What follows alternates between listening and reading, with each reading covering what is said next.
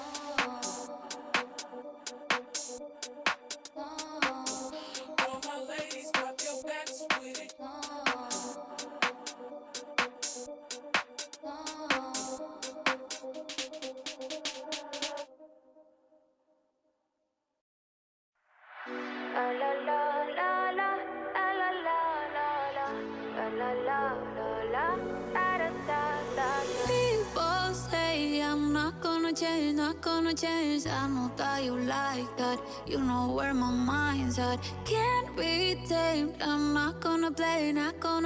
Oh no, I ain't like that. Fuck him, I'm a wildcat.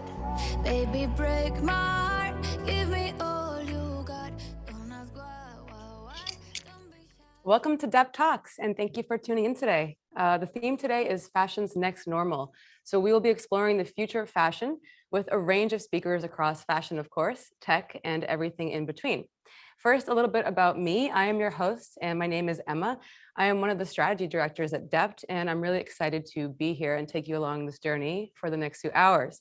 So why are we here, and why did we organize this event? At Dept, we really love to work with fashion clients to help build and innovate their digital businesses. So over the years, we've launched some really cool campaigns for brands like ASOS and G-Star, and have built e-commerce and innovation experiences for brands like Patagonia, Gant, Marco Polo, Birkenstock, and Yanni, which I happen to be wearing today. So that said, we want to invite some of our friends and partners in the space to come together and talk about what they know best and really share their vision for what's next in the industry. So before we kick that off, we want to share a little overview of some of Dept's work in 2021. So we'd like to introduce our show reel to you now.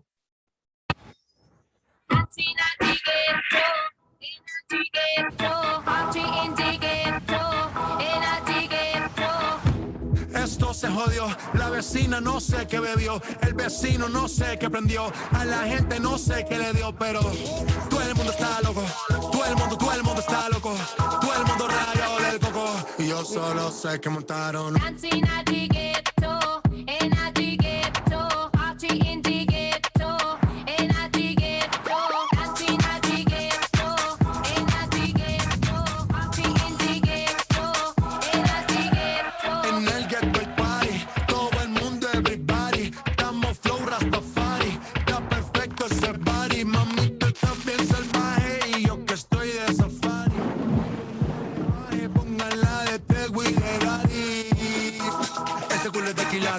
Se te notan los pilates, o tú ganas o yo gano, no lo dejamos un empate, en mi casa se remate, no fuimos low key, callados sin dar detalles, la gente ya se dio cuenta que montamos la disco en la calle, y esto es...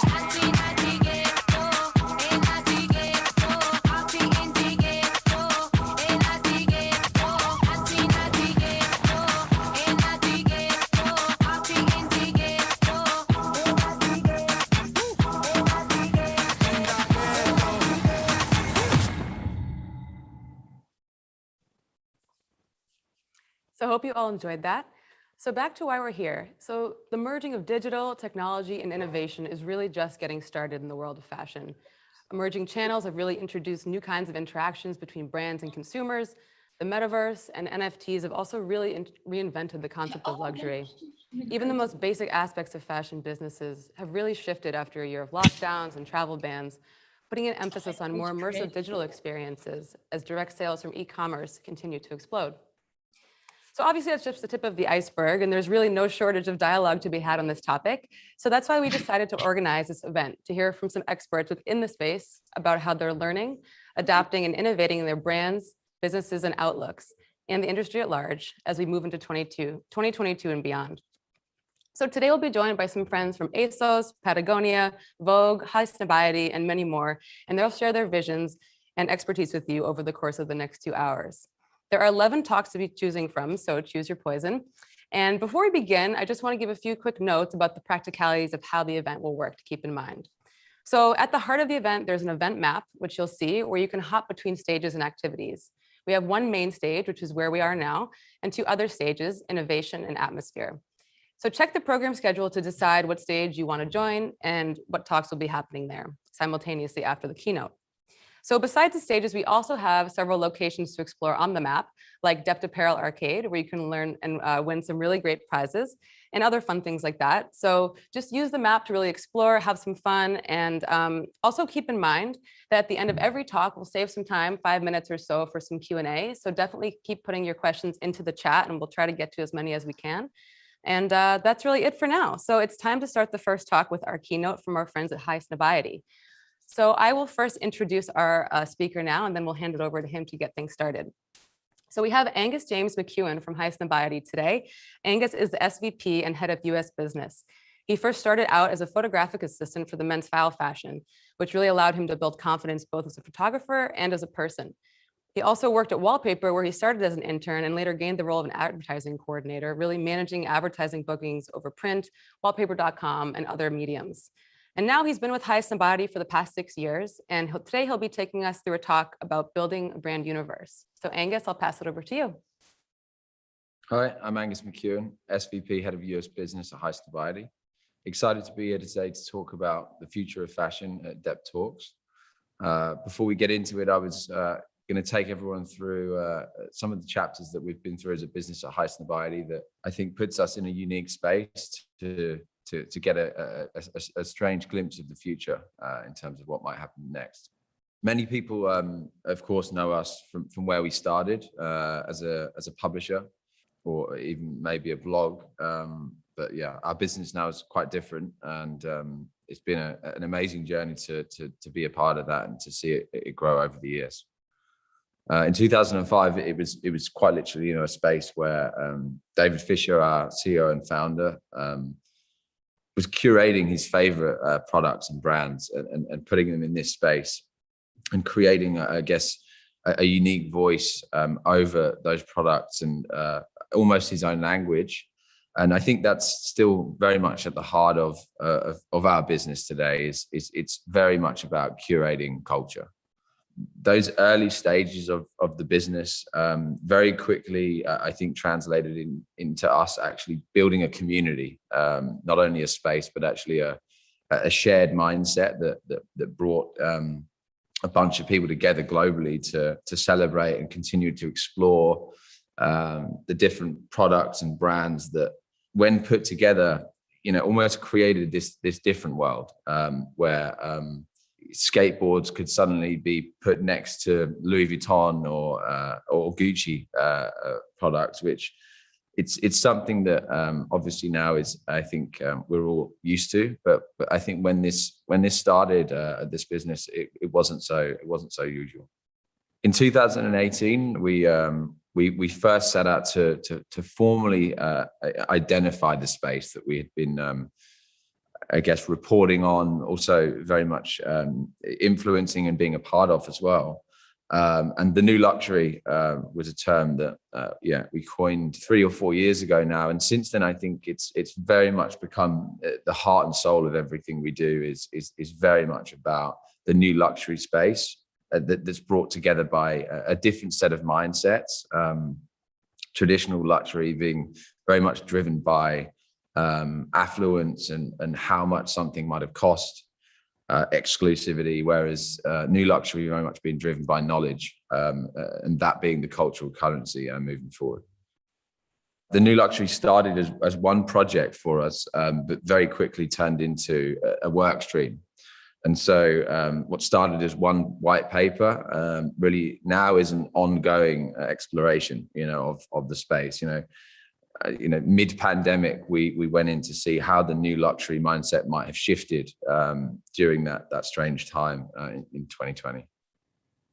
After that, once we, I think, really started to get our head around the space that we were watching and very much a part of, we quite quickly moved to define the character that was playing a role in that movie, and was watching the space all of the time, and that was the cultural pioneer, which is how we talk about our audience, and also I think the consumer that exists in the new luxury space. And again, started as one project and very quickly moved into an ongoing exploration of that mindset, and an ongoing journey with the cultural pioneer is very much how we see our journey as a business for now and moving forward. And ultimately, I think a really exciting time for us here as a company was where we actually started to turn up as our own brand in our own right. And, a couple of examples recently, Not in Paris, which is one of our most exciting flagships. And I think even yesterday we launched Gate Zero, which is our travel retail initiative, where we're bringing some of our favorite brands and products into an airside space in Zurich, which is almost using those same skills that we or David rather started using when he began this business, but now using them in a different way, and again using them very specifically for the cultural pioneer. In addition to putting quite some energy into our own brand, we're also using conversations that we're having with our audience, our expertise and our perspective to also support other brands in turning up in culture in new and unique ways. A couple of our favorite examples being Mercedes for one, and Gucci for another. Ultimately, and tapering off maybe the introduction of this talk, we very much see ourselves and our relationship to this consumer is the thing that gives us a unique perspective on what the future of fashion might look like, how it might behave in different ways, and how the rule book might be changing a little bit.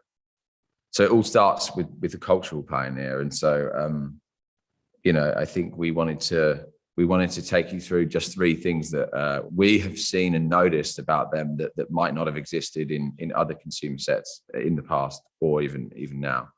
The first is that they buy stories first. I think the story is such an incredibly important part of the experience for this consumer.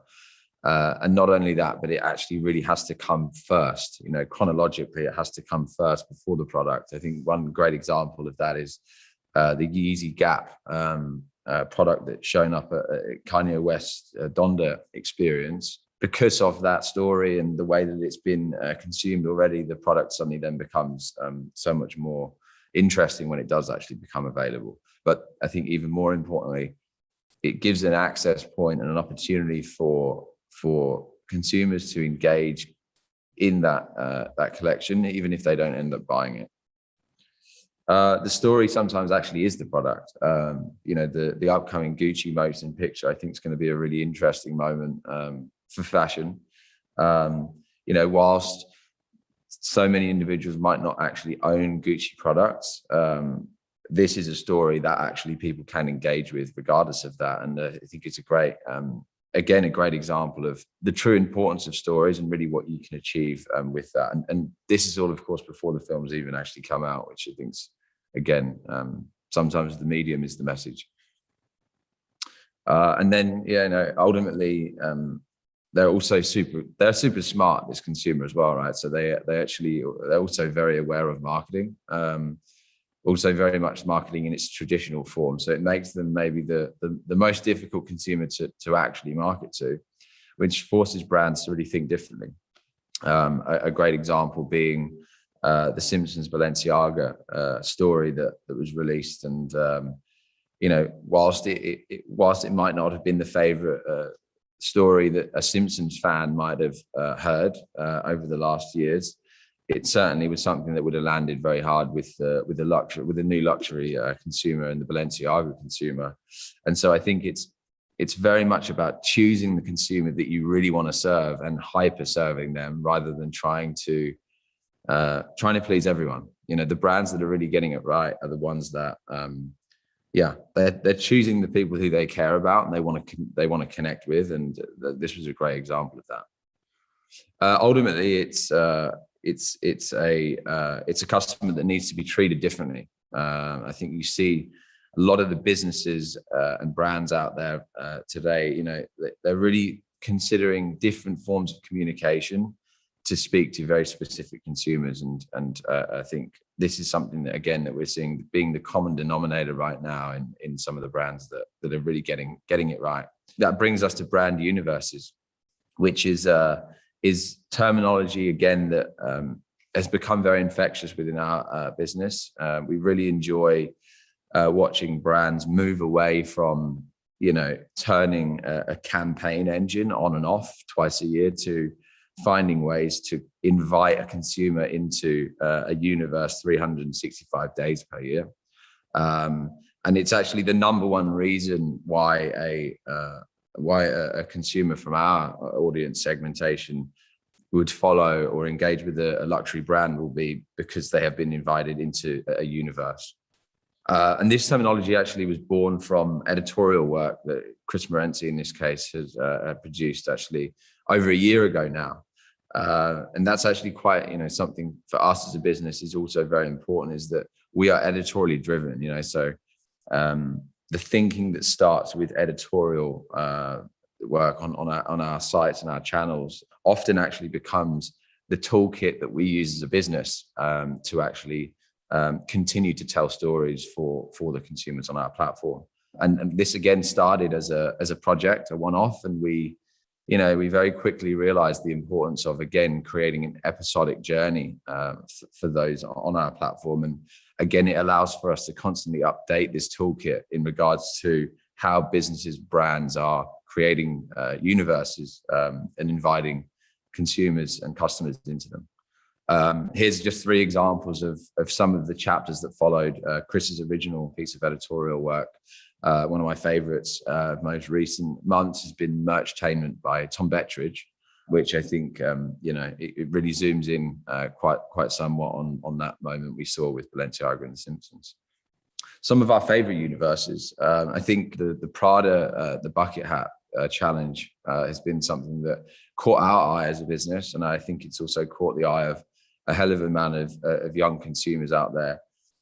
Almost the product becoming almost the ticket to the universe. And you've seen so many different people engaging with that, including some of the big faces from the TikTok platform.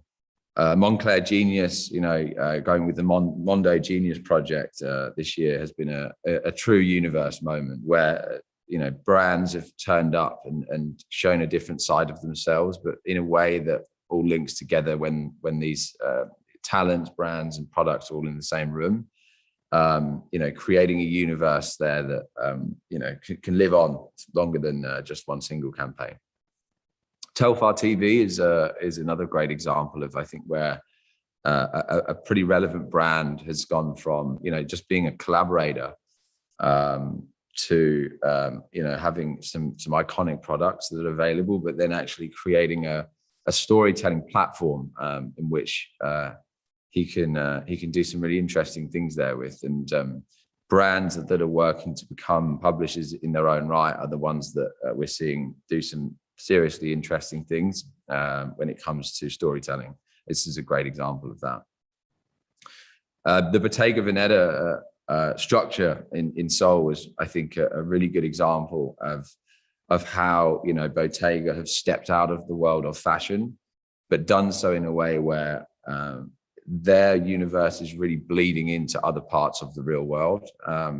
Very closely followed up by the moment in Australia a couple of weeks ago, which another one that I think got quite some headlines, within our business, and I think wider within the community too.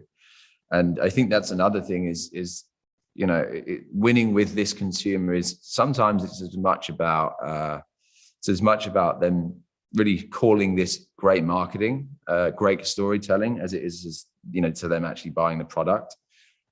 Sometimes we see those as two equally important things in terms of building a really strong community of customers. Back to Bottega, I think we see them not only creating universes, but also handing keys over to other communities to create universes for them. And this, of course, is where things can get quite interesting in terms of longevity and really almost being able to make some really crazy marketing decisions, like switching your own Instagram off, for example, being one of the things that we saw from that business.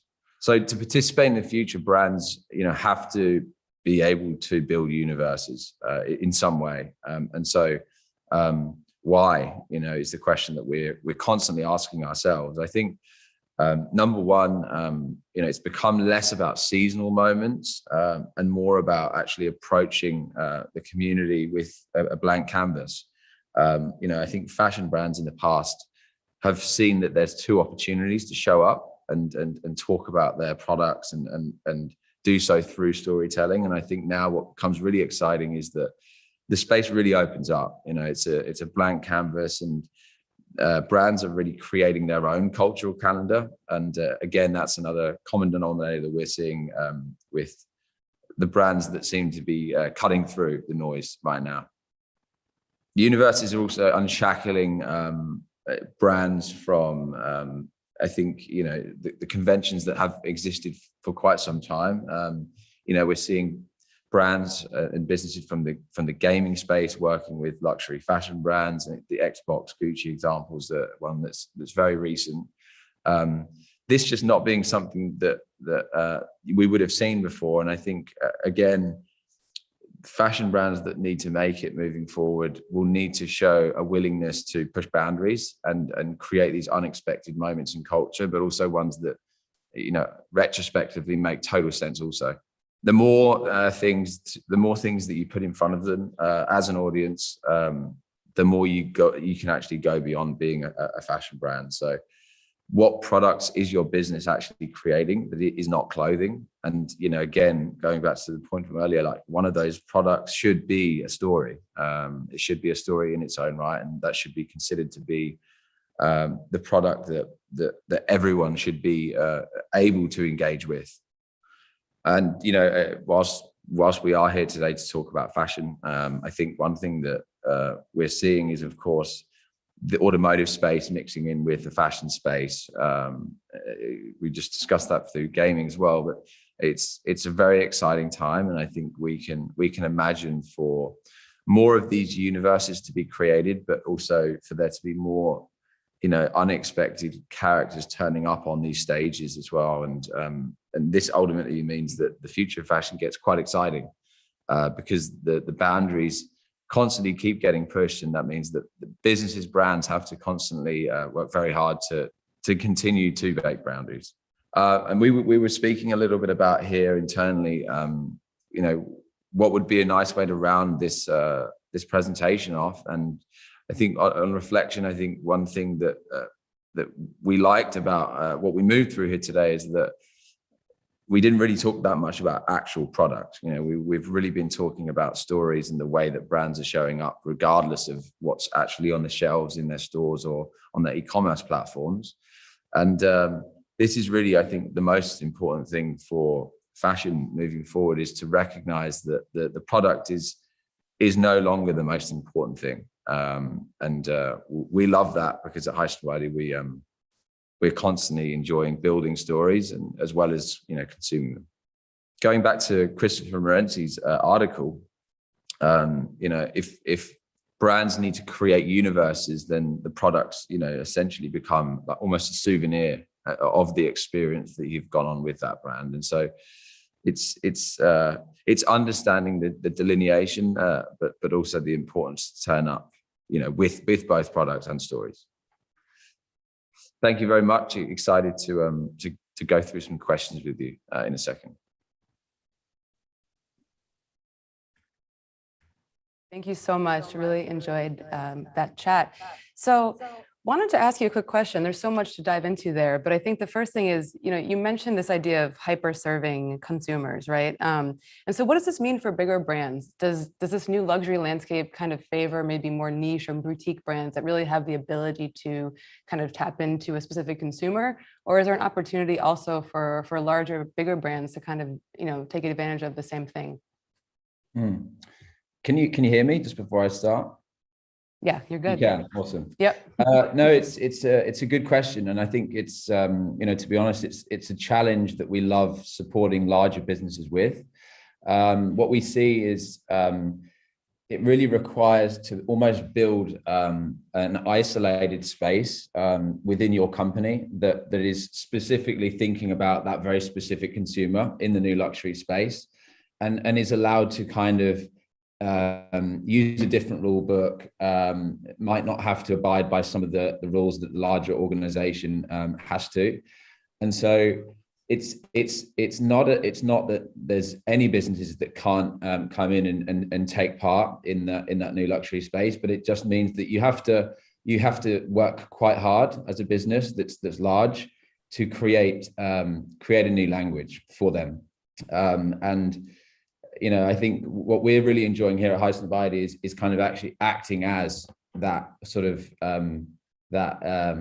separated marketing department that actually is able to do things that the wider organization might not be able to do.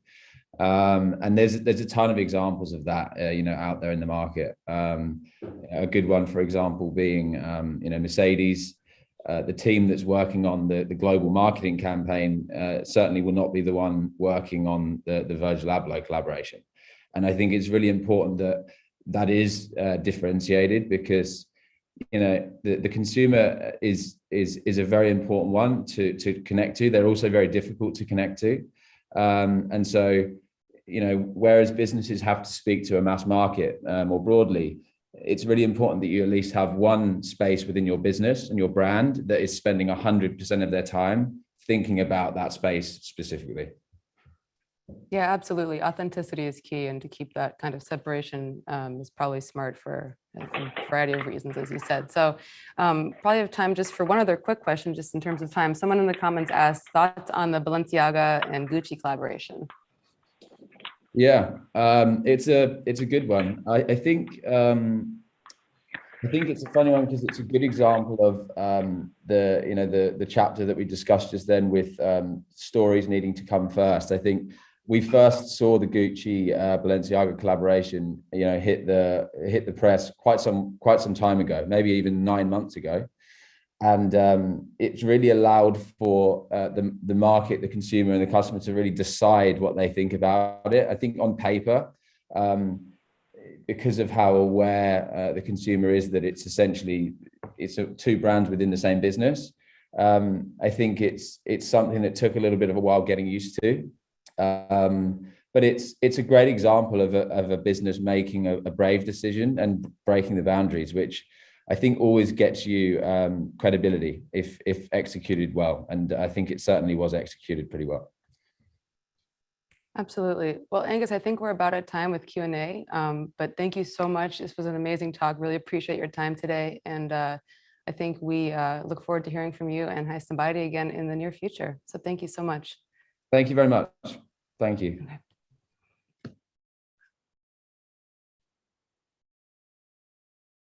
Cool. Okay, nice. So thanks again, Angus. So moving on to our next speaker for today, this is going to be Josephine Ligo Anderson, and she is the head of business development at Yanni.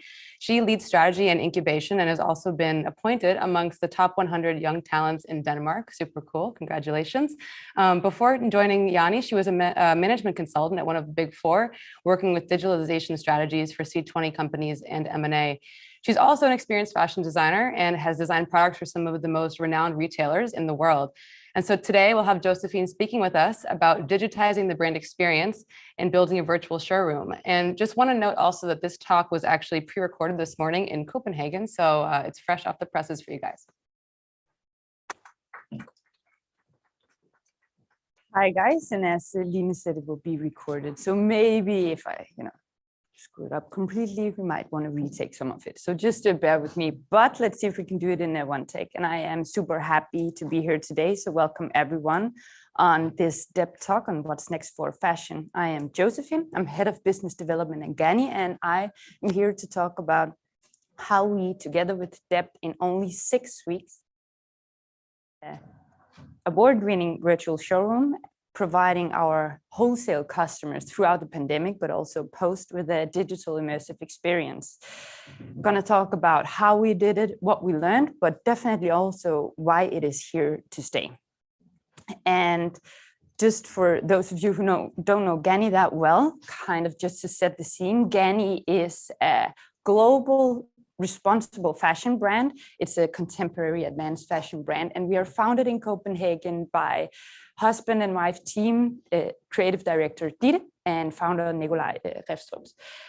We've on a mission to kind of hack the fashion systems from within, and the virtual showroom is also evidence of that. But we've also been redefining Scandi fashion to what we call Scandi 2.0, and it's this very personal, contrastful way of dressing with bold prints, nice colors, and it has that fun and very unexpected edge to it. So we kind of do things our own way, we march at our own beat, and we have a global community of Ghani girls that do the same. And everything we do, we really try to do with the most authenticity, honesty, and responsibility possible. So that's essentially Ghani. Then, and I know that everyone is getting slightly tired about hearing about the pandemic, but in order to understand what fueled this digital transformation at Ghani, we just need to briefly touch upon what happened when the world went into an entire lockdown. Because back in the spring of 2020, we were here at our office in Copenhagen, and suddenly wholesale managers started to call us from Paris, like, our Asian partners are not showing up. They simply can't leave the country. And within a heartbeat, almost the entire world shut down. And we kind of just, suddenly we didn't have any way to reach our customer. We value our partners a lot, and we try to provide them with the best possible experience when they visit us in our showroom, when we invite them for dinners and so on. So we kind of had to come up with a solution in these uncertain times. And usually the way it works, for those of you who don't know, 4 times a year, our entire sales team travels Shanghai, Paris, New York, etc., to sell in our collection. And suddenly we simply couldn't do that anymore. Pre-pandemic, everything in the B2B wholesale experience was very analog. And I don't think that I, insult anyone in the fashion industry by saying not only at Ghani, but like in general. I think it still is for a lot of companies. And the only thing that we had at that point in time was an order management system. We couldn't reach our customers. We couldn't, really sell the products and tell the stories and engage with them in the way that we wanted to. And with only 6 weeks to come up with a solution, because that was when we had to sell in the next collection, we were in quite a hurry. So very late a Friday afternoon, we called in the entire team, me, the chief commercial officer, creative agency Moon, creative director Dept, and we were like, we just need to find a solution for this. What do we do? It was super intense, but our priorities for us were super clear. At that point in time, we were thinking there must be someone out there, like virtual showroom as a service, just plug and play, let's go do that. But we immediately found out that there weren't any. There's a lot of these really good order management platforms, but that's essentially a tool where you can optimize and streamline a process that's already there. So we needed to provide an experience, and that's when we actually decided to create our own space where we could invite customers in, give them the experience that we wanted to, interact with them and stay close to them during these uncertain times. And I think that everyone, when we say virtual showroom, they kind of like, oh, it's this or it's this. But we also found out, like, there's essentially not a lot of people out there having a virtual showroom, so we didn't know what it was. And we knew that we wanted to stay close to our customers, provide the best possible experience, also create a very efficient tool empowering our wholesale managers to go through the pandemic. We didn't know whether it was only one time we were going to use this or if it's here to stay, which it showed. But that was kind of it. Most importantly, of course, we had to secure our business because we were facing massive revenue losses if we couldn't do that. And the same thing for our partner.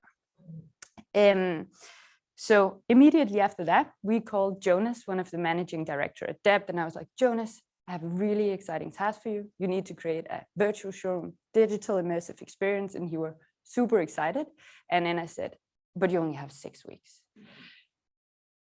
Kind of sets the scene for what you can actually do in 6 weeks, especially those of you here at the audience who work with tech and who work with e-com. You kind of know how cumbersome this can be, but we kind of launched an MVP and we're going to go more into detail about that.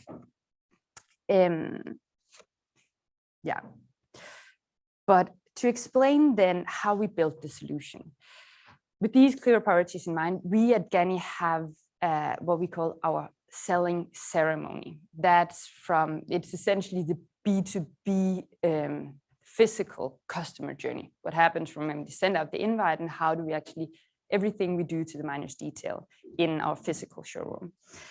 That was kind of that defined the element of what we needed to add to the virtual showroom. And then our creative agency Moon came up with, we had this craving for being so close to our customers and make sure that it was like really inviting them in, being personal with them. So we developed for the first virtual showroom a concept around Diete's desktop, so our creative director's desktop, inviting them into this very personal space. On that note, I will say that for every collection we launch, we create an entire new experience. We don't hag with the system that kind of builds it and the elements, but we provide an entirely new experience every season. And just to set the scene for how it works, our wholesale managers book an appointment, they meet up virtually. So it's not that our customers are left alone. It's actually an engaging experience that they go through together. And the experience already starts when you log in. Password gives you a clue to what's on the other side of it, what's the collection built up around. And you land on Diete's desktop, as you see here, this messy vibe with a lot of fun digital elements to kind of set the mood already from the beginning, because it's not just, all about the efficient process and everything.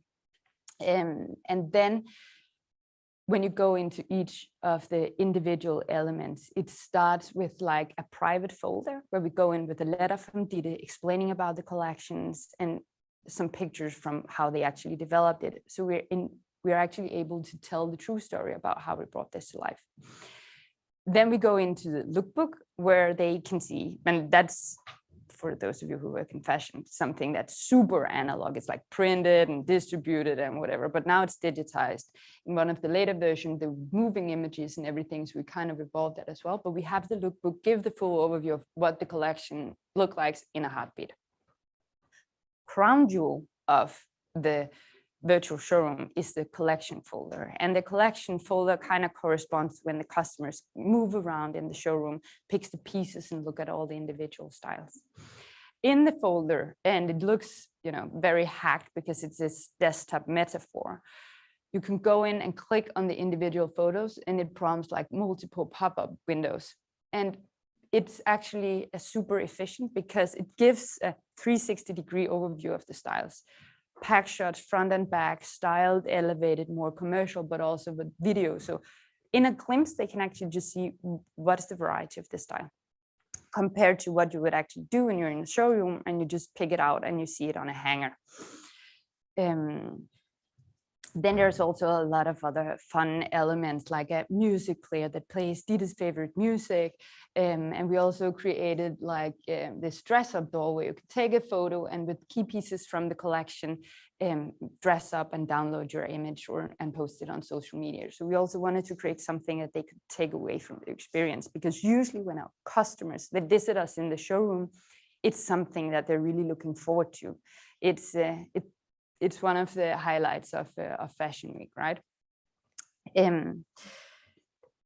So I think that when you think about what a virtual showroom would look like, you probably don't think that it will look like this. But for us, it's also that it's very branded, it's very on point, it's fun and unexpected. It's exactly just like Gani, and it's an efficient tool for both our customers, but also for wholesale managers to work with, and at the same time providing like a super engaging experience.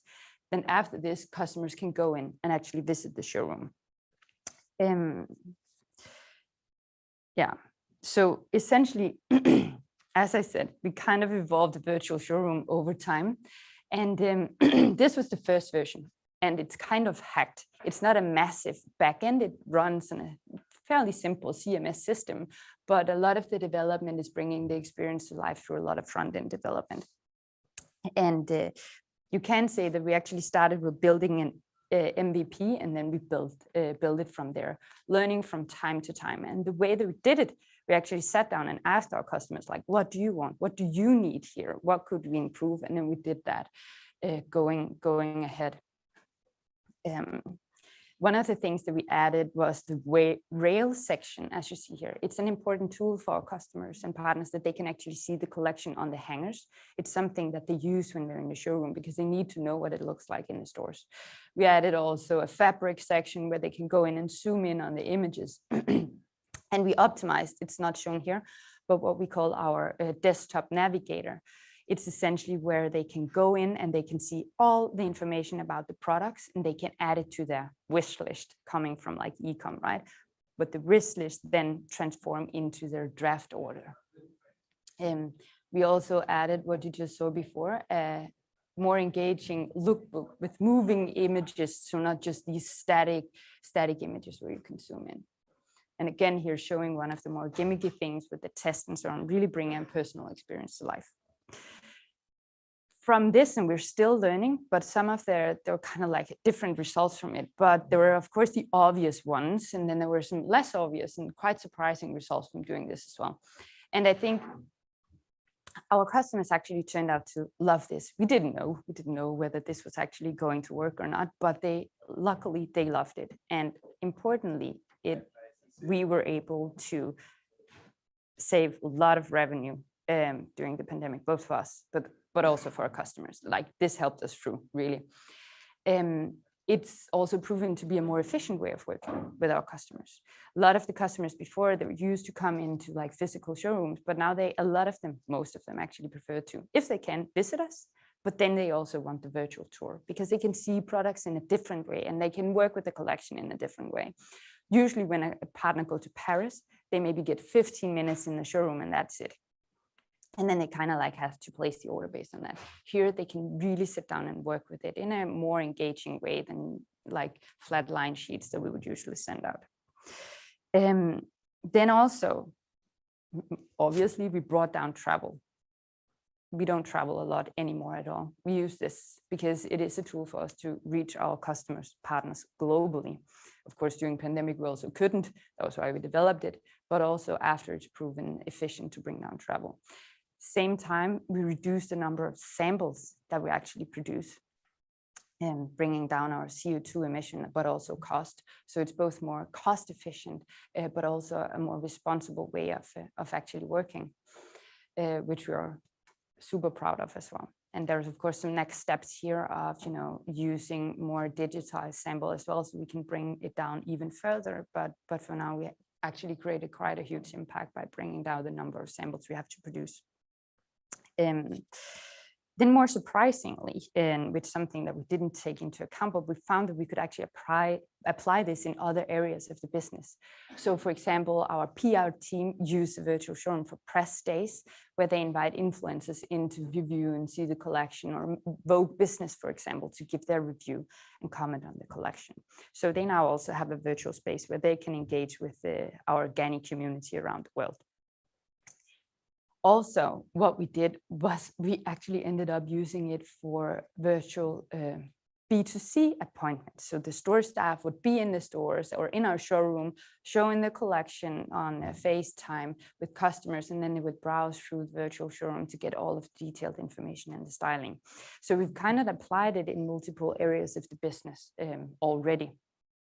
And I think that was kind of how we built it and the results that we got from it. What we definitely also learned is that it is here to stay. And for us, the next steps here is how can we bring this forward even more to our entire Gani community and create like a true Gani space and keep evolving on the platform. But also now that the world, hopefully, fingers crossed, is returning back to normal, we need to figure out how we bridge this virtual showroom with the physical experience as well. And what role does the two play now in the future? Because as I said, everyone can essentially get started with this. Just call Jonas and he'll fix it for you. But you can get started with this in relatively low amount of resources. It seems, super complex, and it is, but it's still an MVP. And then we started there, learning and then building. I would recommend that anyone do that, because then you figure out like what works for us. And then, of course, as I also said, it's not integrated too much to any of our system for now, but now we've gotten like super strong proof of concept. So the next thing is then how do we then create this into an even more efficient tool, integrating it to our existing platforms and develop at least the back end of it as well. Yeah. So that was essentially about Gani and how we, through the pandemic, developed a virtual showroom in record time, helping both us, but also our partners to get through a difficult time, and how the digitalization in the B2B journey in wholesale has definitely speeded up. I hope you liked it. Thank you for coming.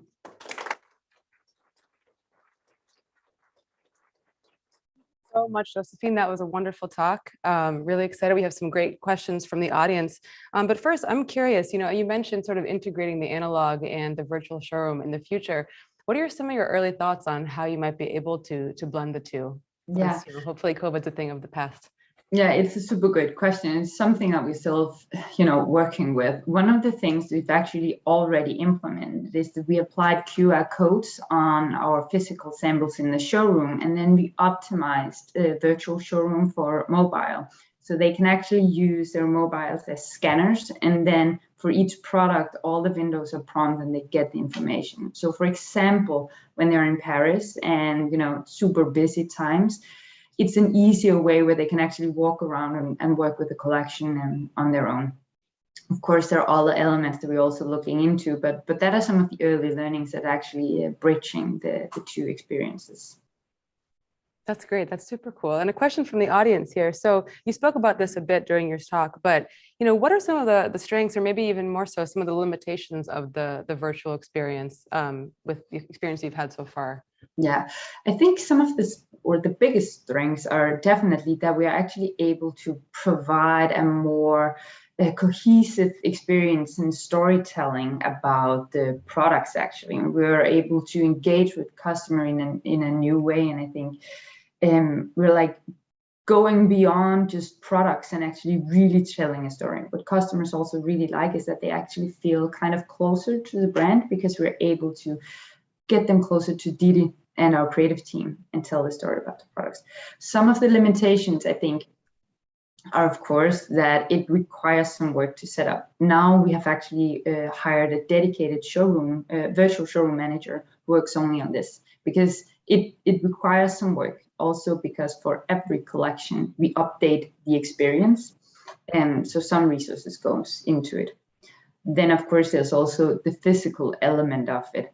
Our wholesalers meet up with the partners, but they can't really touch and feel the products, which is, of course, a limitation in itself. Yeah, absolutely. And in terms of consumers, sort of like, end consumers, where do you see the potential? You spoke about this a bit as well, but where do you see the potential for things like digital try-ons? I'm almost thinking of Clueless, when Cher had her closet back in the 90s and she had her computer, she could swipe through her digital outfits. Like, is that something that, you guys have talked about and that you think is interesting as well for the future? Yeah, definitely. I think it's customers also need to be mature for it, especially the end consumers, right? So it's kind of, as we explore the technology, customers will also mature. So definitely think that everything is going in that direction. Another way of bringing, especially this experience to our end consumers, is what we see what they do in China. In China, they're bit further ahead, especially on e-com than we are here in Europe and US. And here we're actually already applying some of the element directly into our Tmall store, which is something that works super well, and even WeChat. So bringing this experience closer to the end consumer as well. Absolutely. Super cool. And then a question from the audience. So have you seen returns decreasing because of the virtual showrooms, or what is the pulse been on that? Yeah, so you can say in terms of returns, because this is mostly B2B, it hadn't really had an impact on returns, but it's proven, customers feel more confident when they've placed an order because they actually have the time to see it, and they get, all the assets up front. Usually if you're lucky, you see some of the styles on model in the physical showroom, but now you can see it styled in different ways. So our wholesale customers actually feel, more confident and precise when they place the order. So in that sense, it's a higher sell-through and more success. Wonderful. Okay, closing thoughts. Anything about, future predictions for how this virtual showroom might evolve for Gani in the future? Yeah, I think for us, we're really thinking about how we can also bring this to the end consumer and create like a true Gani space, essentially, where we can also invite them in our entire community, because they're, very much Gen Z and very digital. So that is something that we're working on, and definitely the next step. Well, I'm excited to see it. I love your clothes, and thank you again for such a wonderful talk. Really excited to see what you guys do next. Thank you again. Thank you for having me. Okay, wonderful. So on to our next speaker. We are joined next by John Mooney from ASOS. So John is the Global Brand Creative Director. He has quite an impressive resume when it comes to the field of fashion. He worked at Alexander McQueen, where, fun fact, he actually led some special projects designing stage outfits for David Bowie. Would love to hear about that if we have time. To designing at Topman, and of course today, where he is leading creative at ASOS. So he is ASOS's first ever brand creative director, and he oversees all aspects of ASOS creative. So he was also actually recently awarded an honorary doctorate in art and design. Congratulations on that, for his services in the industry. So really excited to hear this talk from you today, John. He'll be speaking to us about the power of TikTok for fashion brands. Pass it to you. Thank you so much for joining Dept Talks. We are going to spend a bit of time talking about the power of TikTok for fashion brands, and I'm really pleased to be joined today by ASOS's Global Creative Director, John Mooney. Welcome. Hey, Ali. And hello, everyone. And actually, when we first started talking about this talk, it was like, where do we start? What do we talk about? And we landed on TikTok because it's been an insane year for ASOS and TikTok over the last year. I did the calculations last night, and I think we're at over 6 billion views on our hashtag challenges. So yeah, can you give us an overview of some of the TikTok work which you've done in the past year? Yeah, totally. So as you say, I think it's about a bit over a year now, isn't it? I think we started around September, just after bank holiday, August bank holiday 2020. But yeah, I mean, I think we obviously, the channel had kind of grown. It was very much, the COVID surge on TikTok that happened in 2020. People sat at home looking for things to do. It was a fantastic entertainment channel. So our first endeavor was the ASOS hashtag challenge that we kind of did, which was with its bespoke track over the top, kind of like cemented itself in kind of people's minds, and was our first foray into that space, certainly from a paid media perspective. And then we kind of built up. We did Data Fright, which was one of our kind of Halloween kind of hashtag challenges as well. Fairly quickly, kind of straight into kind of Black Friday. Obviously, that kind of period of time builds up to kind of to peak is quite intense, quite a lot kind of going on. Obviously, not just on TikTok for us as well, but we had them kind of first kind of 3, all with fantastic levels of success. I think that, again, working with kind of you guys, the way that we kind of develop kind of the content as opposed to ads on that platform, knowing what kind of that audience, that community kind of wants, was definitely a lesson learned for us very, very early on. And then we kind of built up to a campaign that we did over kind of the Christmas period, kind of Boxing Day. And then we had a bit of a quiet kind of period, kind of like on TikTok, focusing a little bit more on our kind of social strategy, kind of the channels that would be important to us, the brand, the organic kind of social kind of brand push that we're going to kind of give it there. And then we've literally kind of just come out of kind of Halloween, where we had our alter ego kind of hashtag. And we're getting very quickly again back into the Black Friday space again. Yeah, crazy when you think about it. And I mean, casting your mind back, you talked a little bit about COVID surge there. What kind of first prompted your interest in TikTok as a platform? Well, I mean, I think that obviously we're we're present on so many other kind of social media kind of platforms, but I think it's hard as every other organization will probably kind of struggle with. It's almost how you kind of like divide and kind of conquer. How do you actually kind of make sure you give each channel the focus it deserves and requires? I think we'd all, we kept our eye on kind of TikTok to see how it was going to develop and how different of a platform it was compared to the other social media channels that we were currently on. But it was undeniably important. I think there was too much kind of chatter. There was too much fantastic kind of content being produced on there. But for us and ASOS's kind of personality, if ASOS could manifest itself as kind of like, a human entity of some sort, it wants to have fun. I think that's kind of the key thing. I think we talk about this kind of, this joyfulness, this playfulness that we want to have in the way that we communicate with our audience. We don't want to take ourselves too serious, because I think there are too many players, too many competitor kind of brands, too many luxury brands in the space that are very serious, and that's absolutely kind of fine. I think that, some brands have to have that kind of that persona. But for us, we just like having fun, and we want to try and kind of, advocate with the audience that, if they're going to be going out on a Friday night and they're going to be having fun with their friends, then the experience of kind of like finding the inspiration from where your fashion kind of comes from should also be as joyful as that as well. So it was the fact that it kind of almost like helped push us into almost like the space that ASOS wanted to be in more than anything else. So that was the real reason behind it. Yeah, a bit more levity than the other platforms, potentially. Totally. And so I think you've kind of alluded to it a little bit there, but obviously loads of campaigns under your belt and really successful results, like beating benchmark almost every time. What do you think has driven the success of those campaigns? I think I alluded to before, but I think, and again, we have discussed this many a time, and if I'm honest, I now use it as my own language internally in the business. I feel like I get that we have to produce ads, and I think in many circumstances when you're spending dollars, pounds, euros, and you're spending a lot of them on kind of campaigns, and it's that paid media focus. You talk internally within your organization, and even when we're working with yourselves, at Byte, we're talking about creating advertisements, but the reality is that the advertisement, whatever channel it's on, whether it be on Instagram, Facebook, YouTube, more so on kind of TikTok, you're producing kind of content, at the end of the day, and in many circumstances, that ad is getting in the way of that consumer actually seeing the things that they want to see, because you in many circumstances, you're targeting them and forcing kind of content on them. And I think that for me, the lesson learned very quickly with TikTok was that, that community will not abide by very rigid advertising. They want to see something that actually feels more like an organic piece of kind of content, but you can maybe jam in that little bit more kind of brands, and you can build that narrative into it that little bit more. So I think that's where we kind of saw the success, because it didn't feel as if it was almost like, a square peg in a round hole as the first thing you see, whether it be top view or hashtag. But gave us great opportunity to actually kind of slightly move away from traditional advertising, look at kind of the best practice on that kind of channel, look to see what was trending and working with that kind of community. Because again, it is, whether it be a particular audio track, whether it be a particular kind of filter, a transition, etc. The trends that are there, TikTok has so much information and data at its disposal that, using that and adding that a layer of kind of fun on top is I think where we found the success. Yeah, and interestingly, kind of what you alluded to there as well is ASOS have always used influencers in the largest sense of the world, and we always started with creators, which I think also helps. Definitely. Authenticity. Yeah. I mean, I think using the creators and almost like what the creators are good at. I think that for a lot of brands, whatever channel you're on, sometimes you think, well, here's a creator, here's an influencer. Oh, they happen to have a million followers.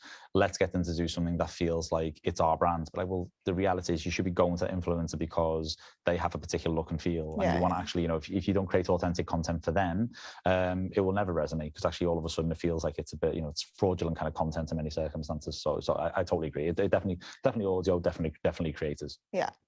And I suppose we see all of the amazing results on the platforms, whether or not that's the video views or actually people getting involved in the challenges, using the sound, using a hashtag, even like the follower growth that we've seen on the platform in the past year. But has the business seen the impact of the work which we've done? Yeah, it has. I mean, I think that kind of it's internally kind of celebrated kind of from top to bottom. I think that, you know, ASOS is a very young organization anyway. I think that we've, you know, I think our average age in the organization is around 27. It's kind of, it's grown over the years as the organization has just kind of grown up and matured and people have stayed in the organization. But there was a time where the average age was 24. So it feels young. I think there's an atmosphere and a personality to ASOS that is young. And I think that it's almost like the perfect channel for ASOS. Again, you know, talking about our values, you know, purpose-driven organization, wanting to have fun. It really resonates for them reasons because people just like the content we can produce.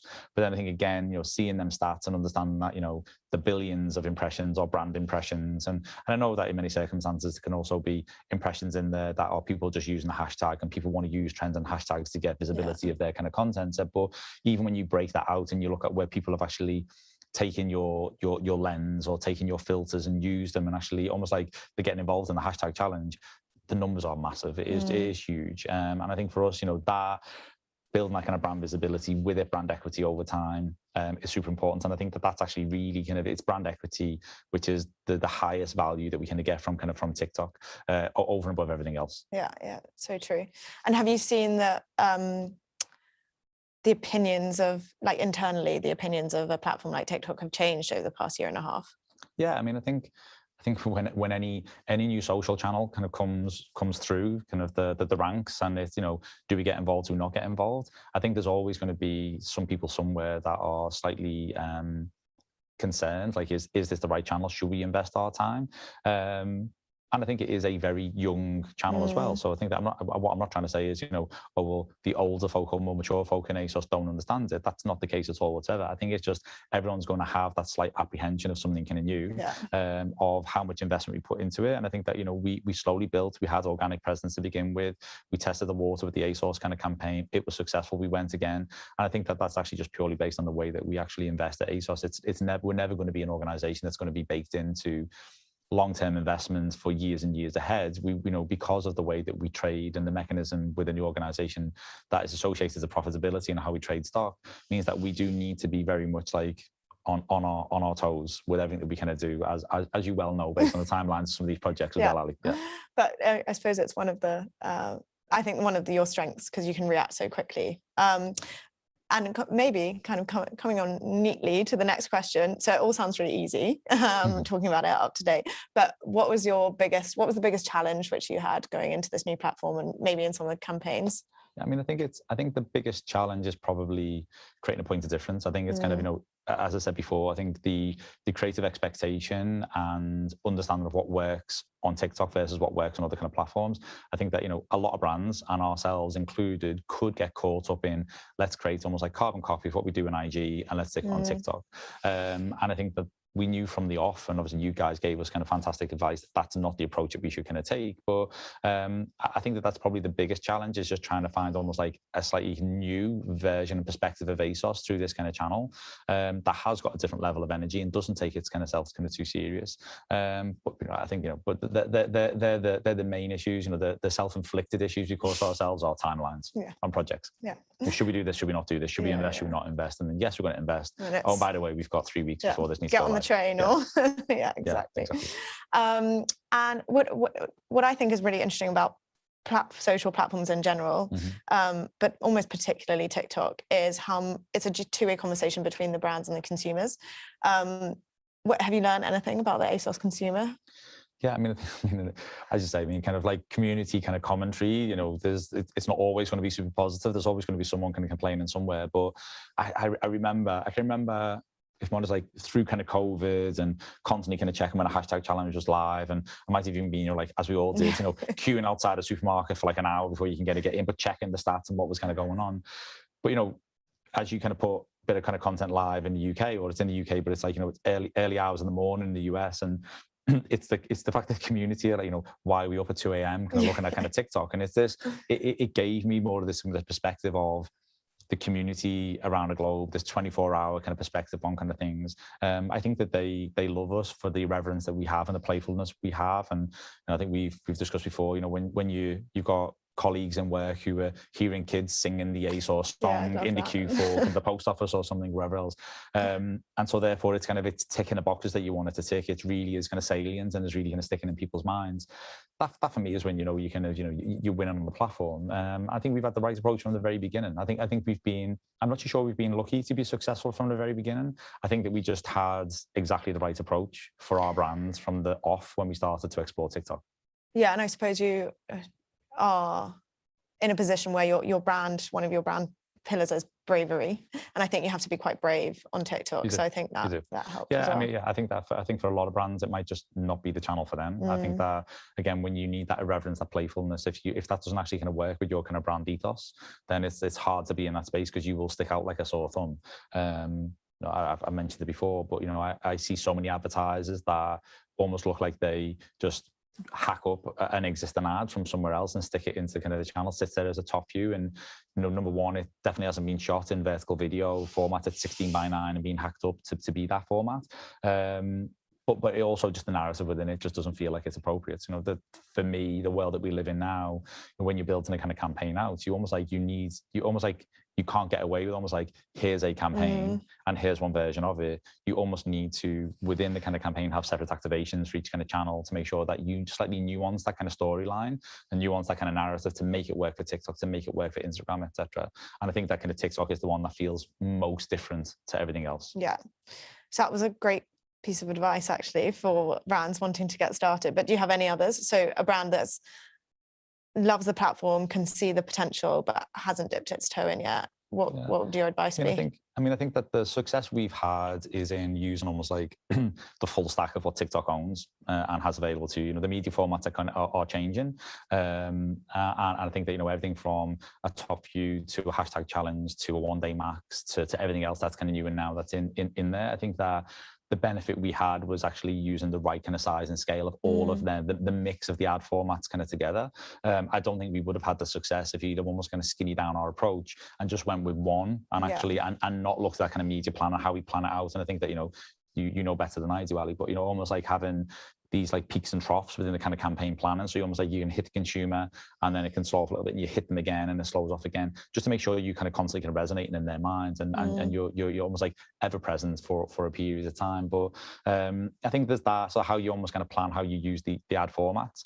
But then again, as I just said before, I think it's about, almost like making sure that you are aware of the best practices for how content kind of works on kind of TikTok, thinking about it as content as opposed to ads, thinking about the creator kind of community, how you kind of bring them in, whether it be TikTok's kind of creator kind of marketplace and how you can utilize that, and again the data that them guys have got, because again, even from a creator and influencer perspective, there are people that are humongous on TikTok that are not humongous on the other channels. And again, that for me is just, it's the long and short of it. It shows the fact that certain content works on TikTok that doesn't work on other platforms. That's why they're so big there. But also, the follower growth on these platforms, your superstars on TikTok have just got hundreds of millions of eyeballs on them all the time. So you have to think about that. And then again, like music wise, it's like, are you gonna use an existing hit, an existing track? Do you want to actually have something that's kind of bespoke made for you, that's got, your brand values, your brand tone of voice within it, mnemonics within it that are actually going to be them sound bites that actually kind of come through. We famously internally use the ASOS whisper that everyone kind of talks about all the time. But I think that, music, the graphical application and how you kind of really, not hammer home, but you do use best practice on the platform to make sure your kind of brand is front and center. Sometimes, your little avatar icon in the UI of the platform just isn't enough. Yeah. And you do that in a fun and joyful way, so it still feels a little bit native. Totally. Okay, and I mean, wrapping up, we've talked a lot about the past, but ASOS is always thinking 2 years in the future. So what's next for you guys? I mean, who knows? I mean, it's kind of at the moment, obviously, as I said before, we've just finished another kind of TikTok kind of campaign. We've got another kind of campaign coming for Black Friday. I think that TikTok isn't going to be something they're going to walk away from in the near future. I think it's kind of really important to us, and we are looking at our kind of follower kind of growth and how organically we can push that as well at the same time. The other channels are still important, but I think that kind of mix of the channels, like it only takes for one channel to develop like one new product or to produce a new surface that exists within their platform that is really exciting, that actually makes you feel as if actually that we should invest in that, we should kind of produce more there. But I think that, you know, the bit that sums it all up is the fact that, you know, there is this thing that now sits all around it, all encompassing metaverse. Yeah, I'm going to say it, that sits around it. That extends beyond just your social media channels into, you know, of course, we now have partnership with kind of Team Fanatic, and that's in kind of the esports kind of gaming space.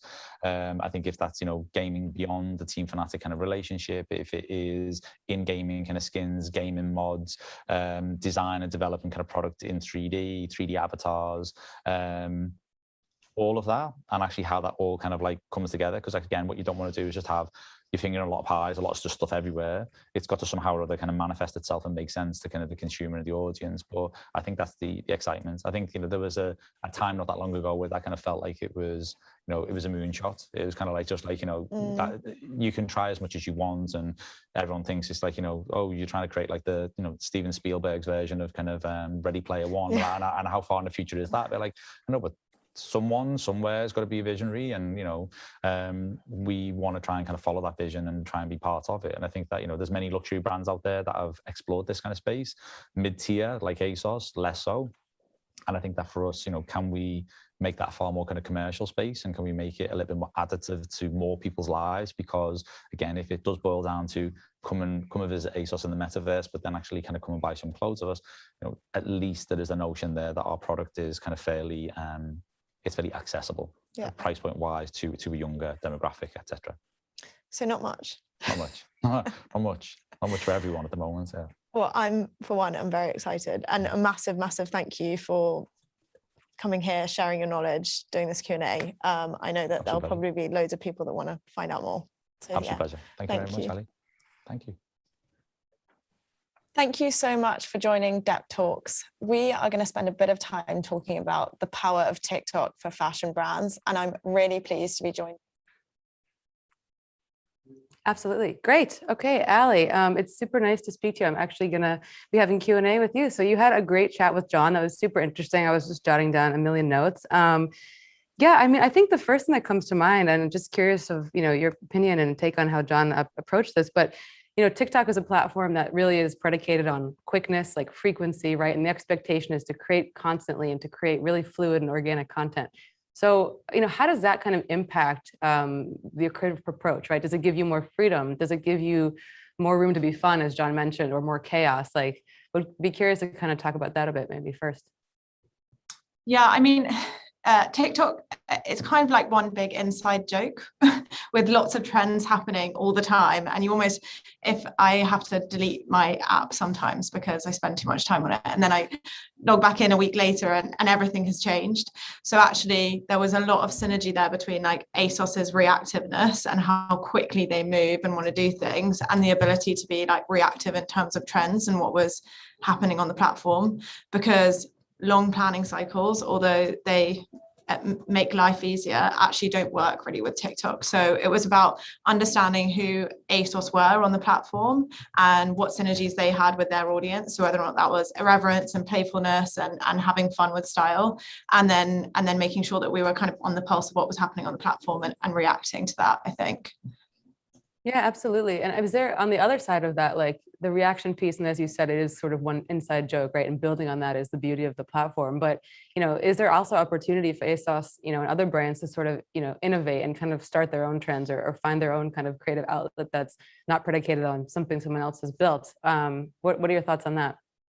Yeah, it's really interesting, actually, because I think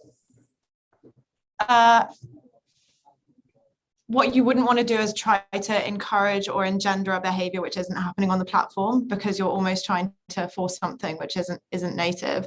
I think where the opportunity lies is where you can take a behavior which is happening. So whether or not that's actually celebrating the glow up, for example, or actually just celebrating having fun, or even celebrating the authenticity that their platform brings potentially compared to other platforms. So being yourself and not being perfect, and then encouraging that behavior through a challenge from your brand is interesting. Where I think you potentially is worth avoiding is like trying to say, well, we want everyone to do this, so we're going to try and make people do that. Lean into what everyone is already doing on the platform, and make the most of that where it aligns with your brand. I think is where the sweet spot is. So yeah, not just jumping on trends which everyone is already doing, but equally not to do something which people aren't natively doing on the platform. Yeah, absolutely. That dichotomy is interesting. And, we talked about just now, just like short-term planning and how crucial that is to kind of TikTok and being kind of buoyancy and having the buoyancy of, and flexibility in the brand side to be able to create at a moment's notice. But, how do brands like ASOS also try to integrate like the TikTok content or even the storytelling or some of the main themes that come up there into other channels and mediums in a campaign, or they tend to be separate historically? What are your thoughts on that? I think it's about really understanding what role the platform plays within your wider business objectives, and then leveraging it when that makes sense. So rather than trying to say everything on all platforms at all times, actually saying, okay, well, we are launching a new style edit, for example. ASOS launches lots of style edits. We're launching a new style edit, and it's with this influencer that is huge on TikTok. We should definitely do something big on TikTok. Doesn't make sense for us to do the similar thing with Snapchat because they're not as well known. So whereas actually if it's a huge influencer on Instagram that doesn't have that following on TikTok, does it make sense for us to make a bigger thing on TikTok? Probably not. So I think it's about understanding what are your business challenges and what are your marketing objectives, and then how can you best leverage the platforms based on their capabilities and their strengths to deliver that in an effective way. And I think ASOS does that really well in terms of not using the same brush across everything. And that allows you to move quickly because you're not trying to do everything everywhere. But it also allows you to have a real impact and make the most of the uniqueness of all of the platforms, and ultimately how we all behave on those platforms, because it's different whether or not we notice it or not. Yeah, absolutely. And, we were talking in a previous conversation with Angus earlier about, Bottega Veneta kind of exiting Instagram. And now we're talking about like us, ASOS being so active, obviously quite different in some cases. Maybe there's some crossover, but quite different audiences. So in kind of like the paradigm we're in now and the landscape we're in now, where it is so bifurcated, and there was brands saying, social's dead, and the other brands saying, long live social, like, how do you kind of keep abreast of that, as a brand that really is about fun and a really young consumer? What's your stance? So maybe as John alluded to at that, as John, yes, yeah, in that last section, ASOS are brilliant at doing the here and now really well, but that's because they're always thinking about the future and stress testing what the future might look like. So thinking about where their audience is spending time, how they're spending time there, and understanding how they can add value as a brand to that space. And I think that will stand you in good stead as you move forward, even with everything's changing. Because actually, if you take ASOS and you take Bottega, very, very different brands, very different strategies at the moment. Really, they're both doing the same thing. They are trying to understand where their consumers are, where they're spending time, and how they can add value as a brand. The reason why it turns up in a very different way is because their consumers are different. So I think, that strategy of looking forward and leading by example, but also innovating in that space, I think is really exciting and definitely where I think ASOS are heading. Yeah, absolutely. And kind of thinking about trends in the future, where is ASOS kind of looking towards in terms of either new and emerging channels on top of TikTok or trends within TikTok specifically? Curious to hear your thoughts on that, sort of where things might be heading. Yeah, so as John mentioned, I think like they have a really open mind. So we're definitely looking into places like they've just launched their new sponsorship of Team Fnatic, which is one of the biggest esports teams in the world. Super exciting to enter into the gaming space and everything that entails. But as he mentioned, it only takes a platform to introduce a new space to play, a new format, for that to be really exciting. So what's really great about ASOS, I find, is that they they are proactively seeking out new opportunities, but they also keep an open mind if anything comes up and they're like, they want to be the first to test it. They want to see how it works. So yeah, kind of depends where the industry goes. I don't think they're not shut down to any opportunities. Amazing. Well, thank you so much. Thank you for your time today, Ali, and a really great conversation to hear between you and John. Hope to hear from you again soon, and we'll be on the lookout for more great content from ASOS on TikTok and beyond. So thank you again. Thanks so much. All right. And before we move on to our next speaker, just want to note that we also do have 2 other stages happening right now at the same time. We have the innovation stage and the atmosphere stage. So if you want to check those out, feel free. There's some great stuff going on there as well. So on to our 4th speaker of the day. We'll be joined shortly by Chiara Piccolo from Otrium. Chiara is head of product B2C. She is a bona fide product enthusiast with a strong passion for customer experience and innovation, with areas of expertise ranging from retail, omni-channel, e-commerce, fashion, and luxury. Chiara is truly an industry multi-hyphenate and has a really unique point of view. So she'll be talking us shortly through how to build a smarter fashion industry through data, technology, and personalization. Welcome, Chiara. Hi, everyone. Think you can hear me now, yes? Yeah. I'll share my screen. So very excited to be here today. I'm Chiara. I'm head of consumer products at Otrium, the online fashion outlet marketplace. And today we're gonna look at how Otrium is building a smarter fashion industry, leveraging on technology, on data, and on personalization, of course. But before we go into that, I thought of kicking off with a quick clip.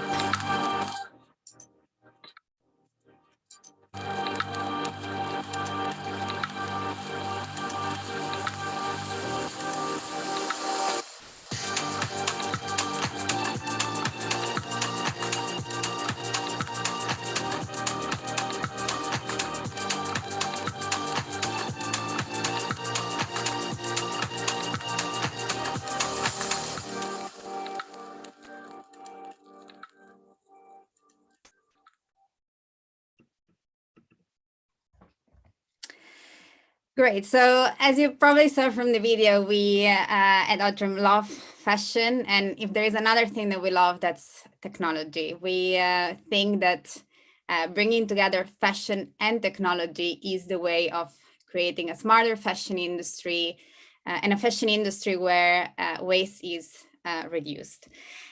We are an online platform, an online marketplace that was born from a real problem within the industry, that is the problem of excess inventory. Our co-founders, Max and Milan, actually had founded a sweaters brand. So they, back in 2015, after having created a couple of collections, had an actual fashion problem, which was we've created a collection, we are at end of season, and we haven't sold the whole thing. So we are left with stock, which is still great stock, very fashionable, but these products haven't found an owner yet. So they started looking around at the typical solutions within the industry. So the physical outlet, the flash sales, the selling to stock buyers in bulk. And they saw a big opportunity there. They saw that using these typical solutions didn't really give the dignity to those unsold pieces. And on the other hand, it didn't give the brands themselves a return on the investment they made on producing them. So they thought, okay, why not revolutionizing and digitalizing the typical offline outlets, the outlet village, and make an opportunity out of it. We are 6 years into the journey. We've come a long way. We have more than 300 brand partners on board. We're scaling globally with a Series C that we closed earlier this year. And earlier this year as well, we entered the US market. So there is a lot of momentum within Otrium and a lot of possibilities.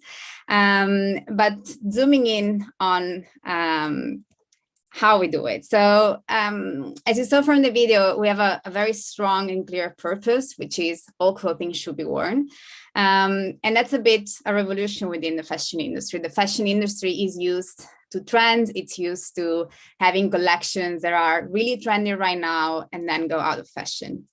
And we actually think we can change it and we can make an impact, and we can use technology to make sure that on one hand, all clothing produced is worn, so all clothing produced is reaching the right owner. And on the other, that the future collections don't necessarily need to be based on guesswork and assumptions, but they can be based on data and information to reduce waste also in the longer term. So we're gonna look at how we are making a change within the industry across the whole range. So from the consumer point of view, how we are using personalization to create that smart match between a piece of unsold inventory and a consumer. On the brand side, we're going to talk about data-made fashion and how it differs from what the industry is used to. And when it comes to supply and operations, so our internal processes, there is also a great chance for technology to play a role and help us making sure all clothing is worn. We are going to start from personalization. Personalization, of course, is a very used word within not only the fashion industry, but all the industries by now. And we see that not that much as an end goal, but as a mean to create that smart match between products that have not been sold in the previous seasons and customers, so people that are potentially interested in them and in purchasing these pieces, wearing them and loving them over and over again. The challenge here is quite clear. I think everyone within this virtual room has on a daily basis this thought of being bombarded by multiple emails of new brands and new collections and new offers, and everything becomes quite overwhelming. And even when we zoom into Atrium, so on our platform itself, what we see is the more we grow, the more brand partners come on board, the more it becomes hard for the consumer to find what they're looking for. There is too much choice, there is really too much to navigate. So the ultimate risk is that we actually don't achieve the purpose of all clothing should be worn because the consumer simply gives up. Here's where personalization actually can play a role. Personalization meaning creating that match. You can almost think of it as if you are a dating app for fashion, where our purpose is, okay, let's make sure this piece of clothing, this still very fashionable and great quality piece of clothing can find an owner, and that the consumer coming on our app on a daily basis is something that is relevant for them, that is exciting, interesting, and that we really maximize that match potential. When it comes to brands, the challenge is slightly different. And the challenge actually is related to the fundamentals of the fashion industry itself. So back in the days, at the very inception of fashion, each piece was tailor-made. So as a consumer, you would go to a tailor, you would have measurements taken, your sizes, your requests taken, and the piece will be created for you. So a one-off. Of course, the industry has changed, it has evolved. Industrialization has come into play as well. And mass production has become the norm. And mass production means assumptions and guessworks and forecasts and trying to understand how much demand will there be for this piece or this collection, which is of course not that much of a science. It's more assumptions and trying to make it work, with the risk again that the production is too much, and at the end of the season there is inventory that has stayed on the shelves and stayed in the warehouse and hasn't found a home. That is true, of course, also for made for outlets. And it's a general problem that is for us a big challenge to solve. Our solution to this problem within the industry is using data. And of course, data, another buzzword, another word that everyone uses, but something in this case can be a game changer. When we talk about data-based fashion, it risks sounding a bit boring, like as if we're taking the creativity out of it. And we're definitely not. We're looking at it more as data informing decisions and data allowing us to partner with the brands and giving them the insights to understand what is actually in demand, what is the customers loved, what is the customer purchase, what are the characteristics of the pieces that have the highest chance to actually still be in demand in the next season.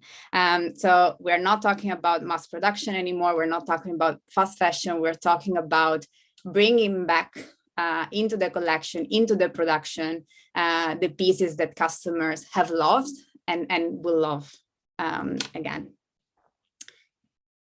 And then when it comes to supply and operations, of course, when you have a strong purpose, like, well, clothing should be worn, you have to live it to the fullest, meaning that we follow this principle also when it comes to our internal operations, our warehouse, or all our internal supply processes. As an outlet, of course, you can imagine that everything that is end of season not always comes with all the information or in its best shape. These are pieces of clothes that have stayed, that have been left on the shelf of a store or at the back of the warehouse. So they might be creased, they might be missing labels, or even the imagery that comes with it, the information that comes with it, it's not really optimized. So again, the big red flag, these products risk not having the best chance to find an owner. Here, technology comes in two forms. On one hand, there is the the physical, the machinery and everything that it takes to give the best second chance to a product, the refurbishment of it, the ironing of it. On the other, it comes at another buzzword, the AI side of things, where we actually, through artificial intelligence, can maximize the potential of imagery. We can enrich product information. We can use tags and attributes to make sure that the product can be filtered on, it can be searched on, and basically can be found, can be shown and surfaced to the right customer again. So summarizing, we do see a very, very big opportunity. And within the fashion industry, the opportunity is that 12% of fashion, so all the clothing produced on a season-by-season basis and on a year-by-year basis stays unsold. And the risk that comes with it is that this product ends up in landfill, but it also, together with it, all the creativity, the effort, the hard work that went into producing it ends into landfill as well. So at Altrum, when we talk about what's next for fashion, we see a future where all clothing is worn and where technology helps us across the board to make this purpose come to life. And that's it. Eager to hear any question.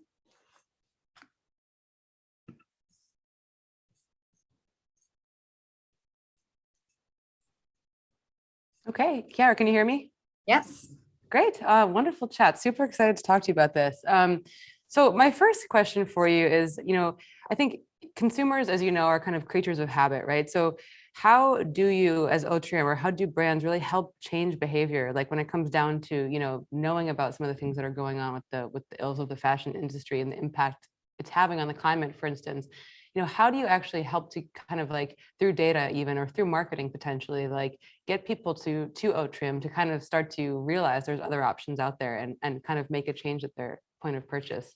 Well, there is definitely a piece of education. I think when you first hear unsold inventory, you think, okay, this must be something that is not really cool anymore, and that it's not appealing to me.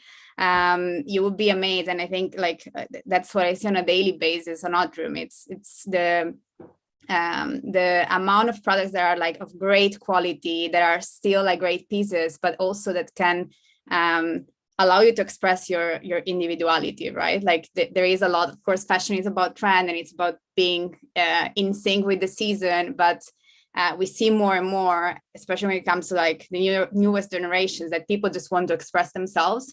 And that doesn't always mean following the latest trends, but also means, finding what you like. It doesn't matter if it's this season or the last. And then there is a lot about that it comes together with the education of the consumer, but also about transparency. We are internally very excited when it comes to, show our impact, embracing the fact that there is a lot to do, like fashion and education around what comes next for fashion and how we can make an impact on the environment. I mean, it's a topic that is, of course, really on any stage at the moment. But we try also to be very transparent in telling the customer, even within our assortment, there are products that are more conscious than others. Even within our shipping options, some options are more conscious than others. So we try to be really transparent and try to educate the consumer, give them the choice. And we're already seeing more and more people embracing even things like a simple filter to find the most conscious products. We've seen it really taking off over the last month. So we see definitely there is an appetite, but we play a role also within the education and transparency piece as well. Absolutely. And I think something else I'm wondering about as well is, you kind of mentioned like the seasonality, and it kind of goes in with, people being, creatures of habit, right? This idea of seasonality is so entrenched in us as consumers to be on trend every season and to buy something new. And the education piece is such a big part of that. But how do you kind of break, maybe stigma is too hard of a word, but how do you break sort of this feeling or the perception that outlet clothes, right, are sort of not sexy or appealing? Like what role does content play, or what role does styling play? Or also data as well. But I'm curious to see maybe more in terms of marketing, how you kind of, make that an appealing and sexy proposition to people as well. Definitely, like that is a stigma. I would use the word, but it is also, as anything, a bit for us like a challenge we like to play with. We definitely on the marketing side, there is a lot going on with really showing. Like I think you have to show it. Like when you imagine, when you think of outlet, you think of something that is like gray and like dusty and old. But then when you show what you can do with it, it's quite of an interesting thing. So you have to be very visual. You have to be very jumping on the trends and the seasonality as well, but showing that it doesn't necessarily like fall clothing or cozy up for winter doesn't necessarily mean buy something that is from this season. It can also mean find something from the previous season that is still very in great quality, that is still meant to be worn. And it actually never goes out of season. That's also something quite interesting, showing how things don't necessarily need to have a season, but can be worn over and over again this winter, the next, and in 5 years as well. Absolutely. And I think that's something that, again, using the word trend probably isn't correct for that, but I think people really now, consumers are really craving kind of having an impact at purchase, right? They don't just want to buy something great. They want to actually do something with their dollar or their euro or whatever currency they're using. And so, how do you kind of continue to take hold of that narrative and really kind of be a leader in the space as Otrium, and really, kind of create that narrative that this is something here to stay, right? That this idea of climate change and the impact that you can have.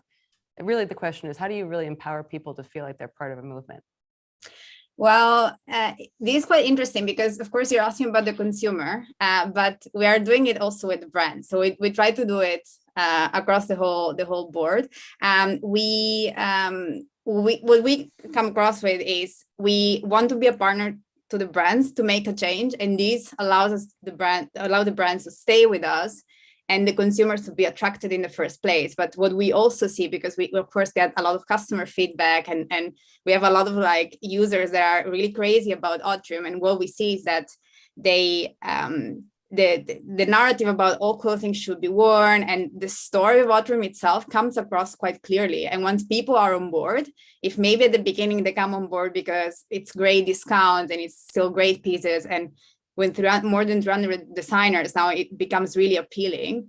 Then they keep coming back, and not that much for just the discount, but also because they've learned that they've selected a piece that could go burned or into landfill, and that they've enjoyed the experience. The experience, yeah, it's an outlet, but it's a premium experience still. So it just feels right. And they come back over and over. And we have these, super users that become great advocates for the brand. So there we also think the community plays at the moment and will play a great role, because it becomes a movement where more people within this community that we have become advocates and then bring more people on board. So I think that the future of that will really be having, like, enlarging the community and strengthening over and over again. Absolutely. Well, incredibly excited to see what's in store for Outram in the near future. And it was great speaking with you, Chiara. Thank you again so much for a wonderful chat, and we'll talk soon. Thanks. Bye. Okay, and then our final speaker of the night, really excited to introduce, is Anusha Kutijan. I hope I pronounced that correctly. Anusha, please let me know if I did not. Anusha is coming to us from Vogue Business. She is the head of advisory there. She's also a fashion consultant and a writer for Scene in the City. She's a native Londoner and describes herself as a true city girl who really gets inspiration for fashion from all the sights and sounds of UK's fashion capital. She's also a serial eBayer, would love to hear more about that, and a fashion and jewelry analyst. She was also listed as one of Draper's 30 under 30 rising stars in the fashion industry in 2018. Her talk for us today is called Pursuing Purpose, the New 4 Ps of Marketing, and we're really looking forward to this one. Hello and welcome to this session on Pursuing Purpose, where we'll be exploring the new 4 Ps of marketing as part of this Dept Talks series. My name is Anusha Kutigan, and I'm the head of advisory at Vogue Business. If you're not familiar with Vogue Business, we are a sister company to Vogue. We began in January 2019. We're a digital-only title designed exclusively for professionals in the fashion industry and adjacent businesses. We aim to provide the best analysis and reporting on the fashion industry.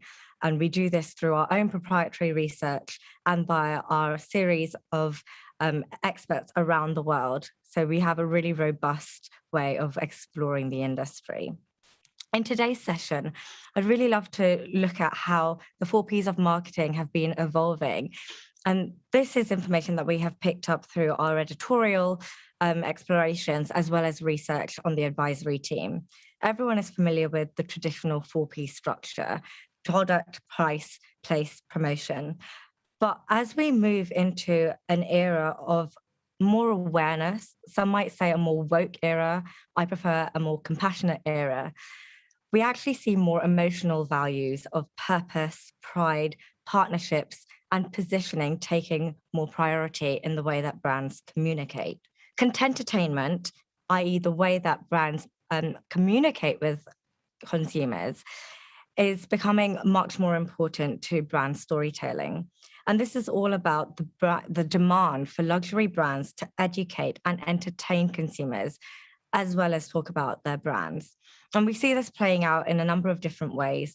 A couple of examples are the way that Yves Saint Laurent has expanded into new luxury categories such as homewares, music, and entertainment. And you can find those types of immersive activities and product categories in its new Rue Droit store. And it's actually introducing more categories like homewares in the UK too. And then if we look at more niche brands, we can see that brands like Ganni have worked with micro-influencers on social media to really tell their personal stories. And these are influencers that don't have a huge following. They can have followings of as small as 3,000 followers compared to the millions that some of the mega influencers cultivate and benefit from. And so you're really talking about intimate connection with real people and platforming them through the brand channels, which makes it a much more personal and authentic way of communicating with consumers. This idea of authentic storytelling is becoming really important, and this is how brands are building relevance. It's all about telling personal stories. So a few good examples are First Nations Fashion, which is a brand that was began by Jill Sater in America, which is all centered on the experience of Native American women. And through her shows and her designs, she also talks about some of the challenges that they face, such as domestic violence and violence against women, which is disproportionately felt by that community compared to other minority groups in America. So it is about storytelling, but with purpose. She is very passionate as a designer about raising awareness of these issues through her brand, through her shows, and through her designs. Another couple of great examples are Hefang, which is a jewelry brand in China, founded by a designer called Sun Hefang, who in one of her collections for Mother's Day tells the story of a daisy, which she uses as a symbol of how values are passed down from generation to generation. And by blowing a daisy, all of the qualities of that flower are spread through to the next generation of flowers. And it's a really beautiful story that is communicated both through the designs and through the campaign that also features her own mother and her daughter. So really talking about how those values move from generation to generation. And finally, if we look at a more mainstream brand, Balmain has Olivier Rousteing, a French-Algerian designer at its helm. And he was adopted, he's got African heritage, and he's just starred in a Netflix documentary called Wonder Boy, talking about his personal history, the way that he has risen through the ranks of the fashion industry, and finally being given this amazing role in Balmain. And it's actually really powerful to see a heritage French luxury atelier really telling the story of a creative director who's come from a very different background, a very alternative background, and actually embracing the challenges of that story as well as his minority heritage as well. That's where I want to talk about purpose and how we see brands that are actually centering their whole raison d'etre on a specific purpose that they are committed to. We do see this happening in more niche and minority brands, and it's really important to mention that intersectionality plays a big role in this trend too.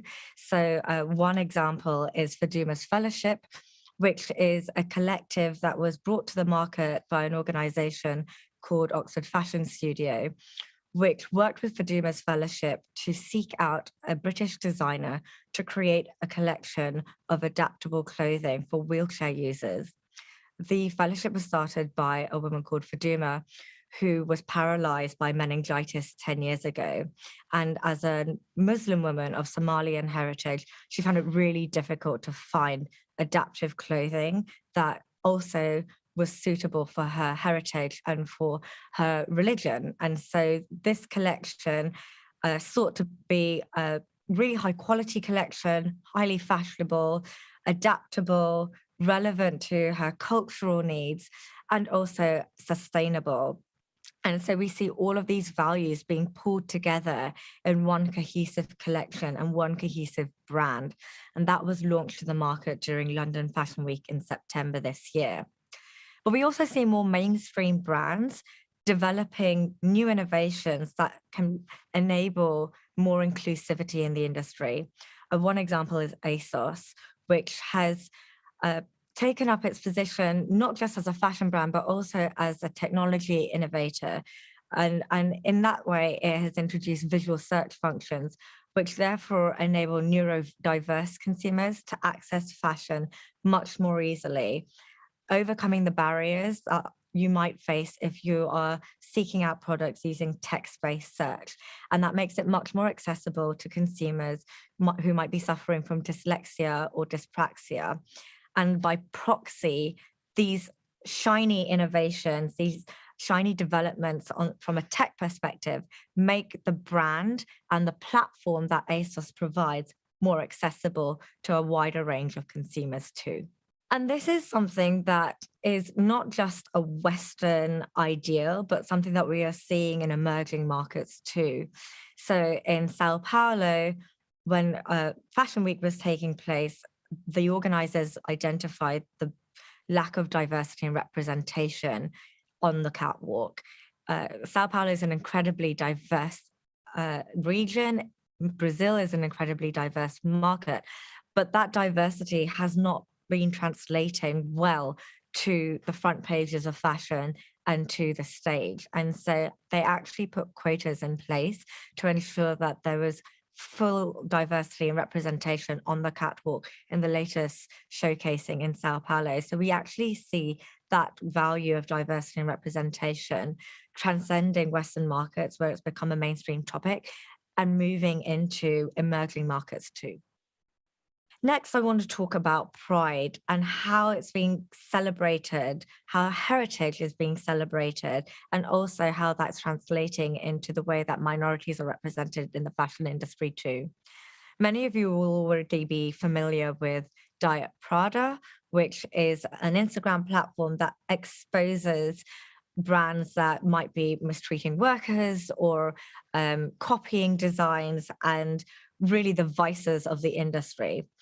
What Diet Prada does is move away from cancel culture towards actually exposing and celebrating minority designers and artists from South Asian culture.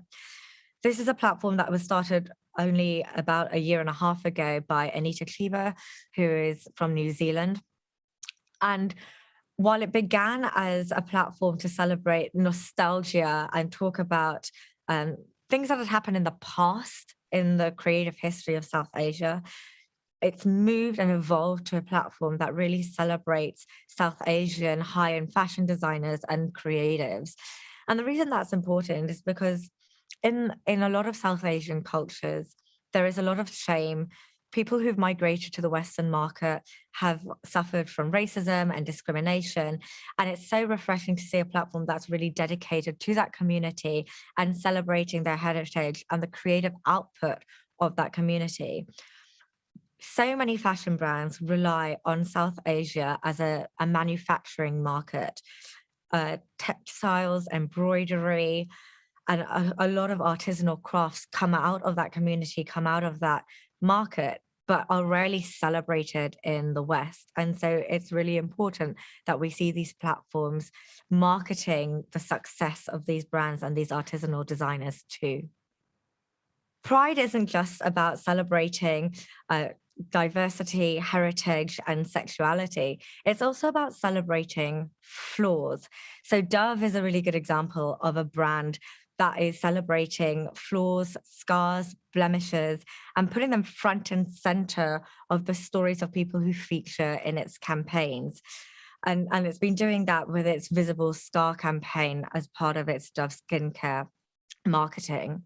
Another good example is Target, which for a number of years now, in fact, since 2015, has been working with a male body positivity model called Zach Mikos.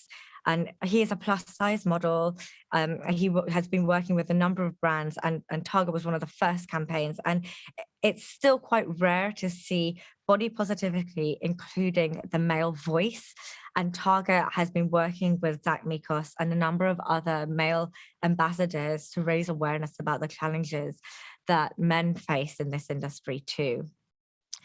And finally, mental health is something that brands are engaging with more as well.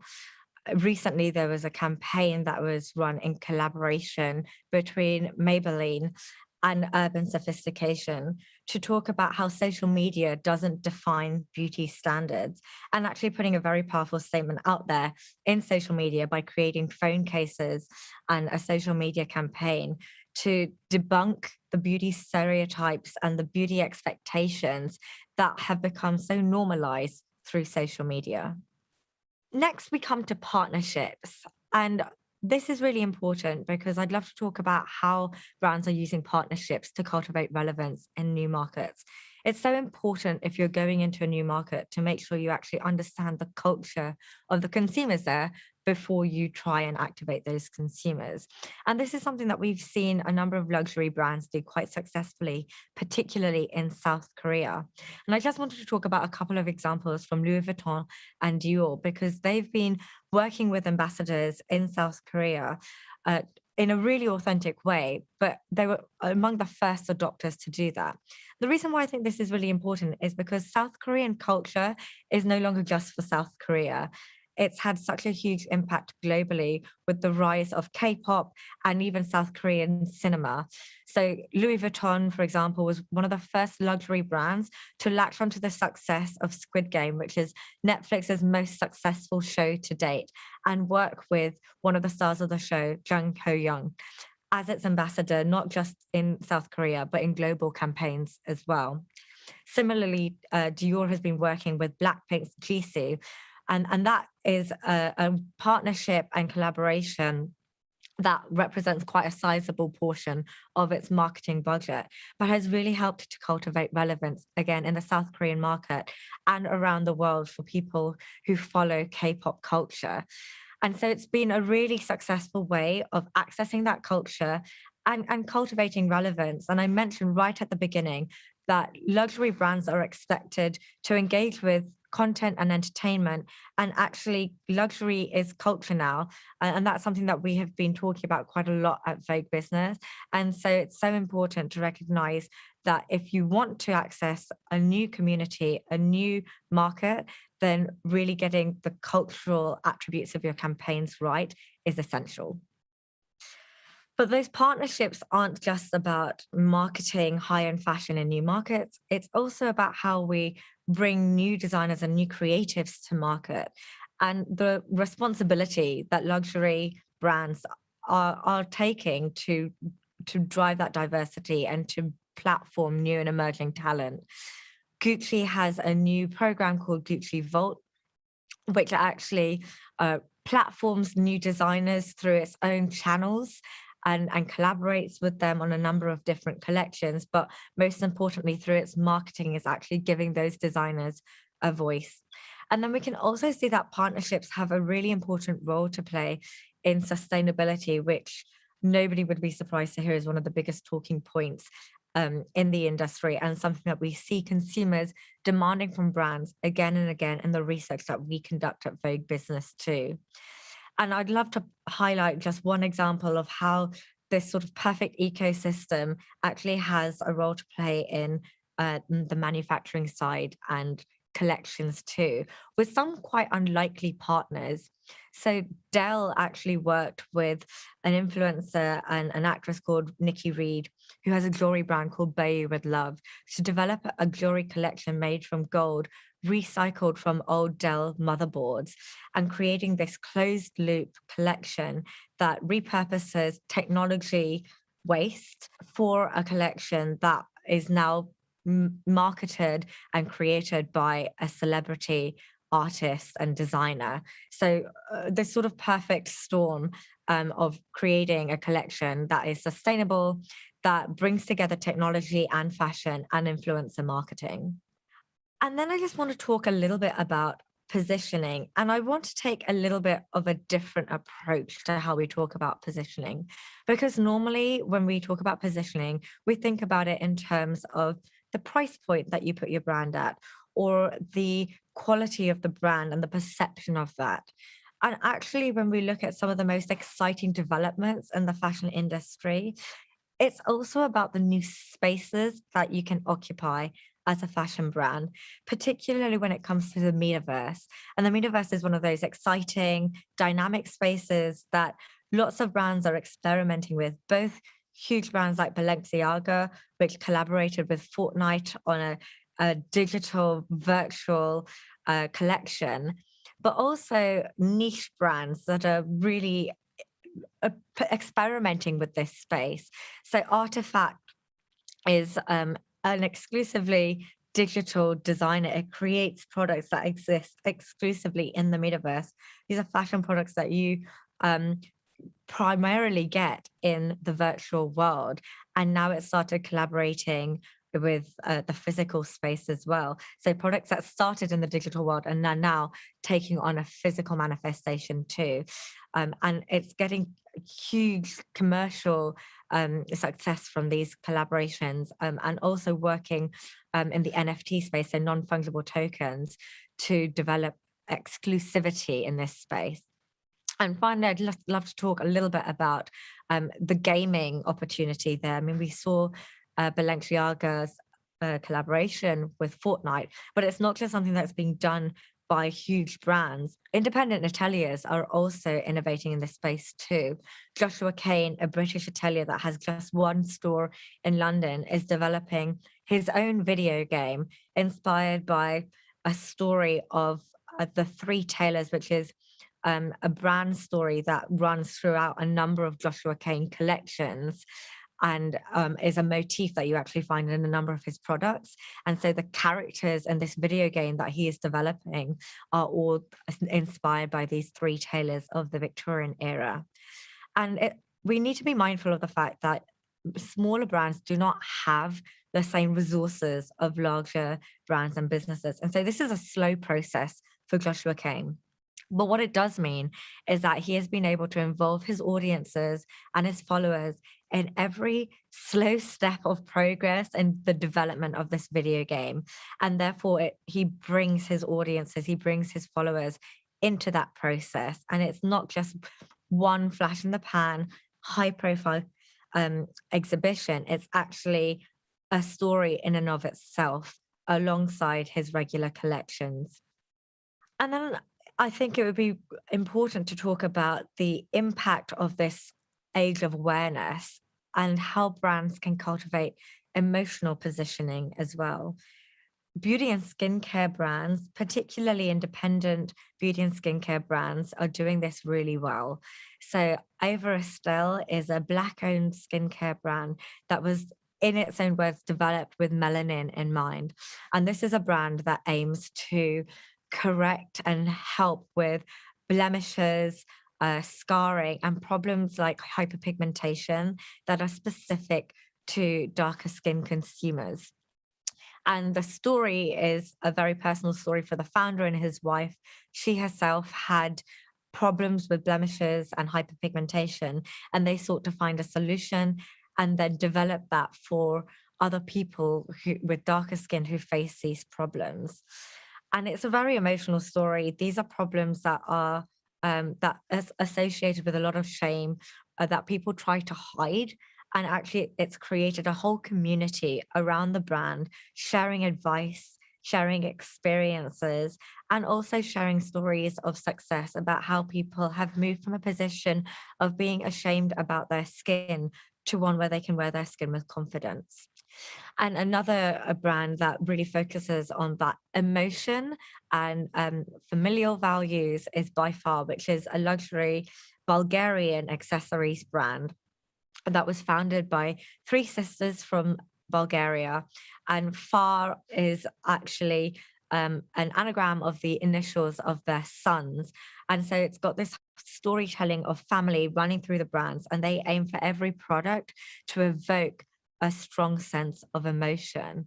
And so positioning isn't just about price or quality in that case, it's also about the emotional positioning of the brand and really those evocative memories of family and that style and design and really creating a powerful emotion in the wearer and in the follower of the By Far brand.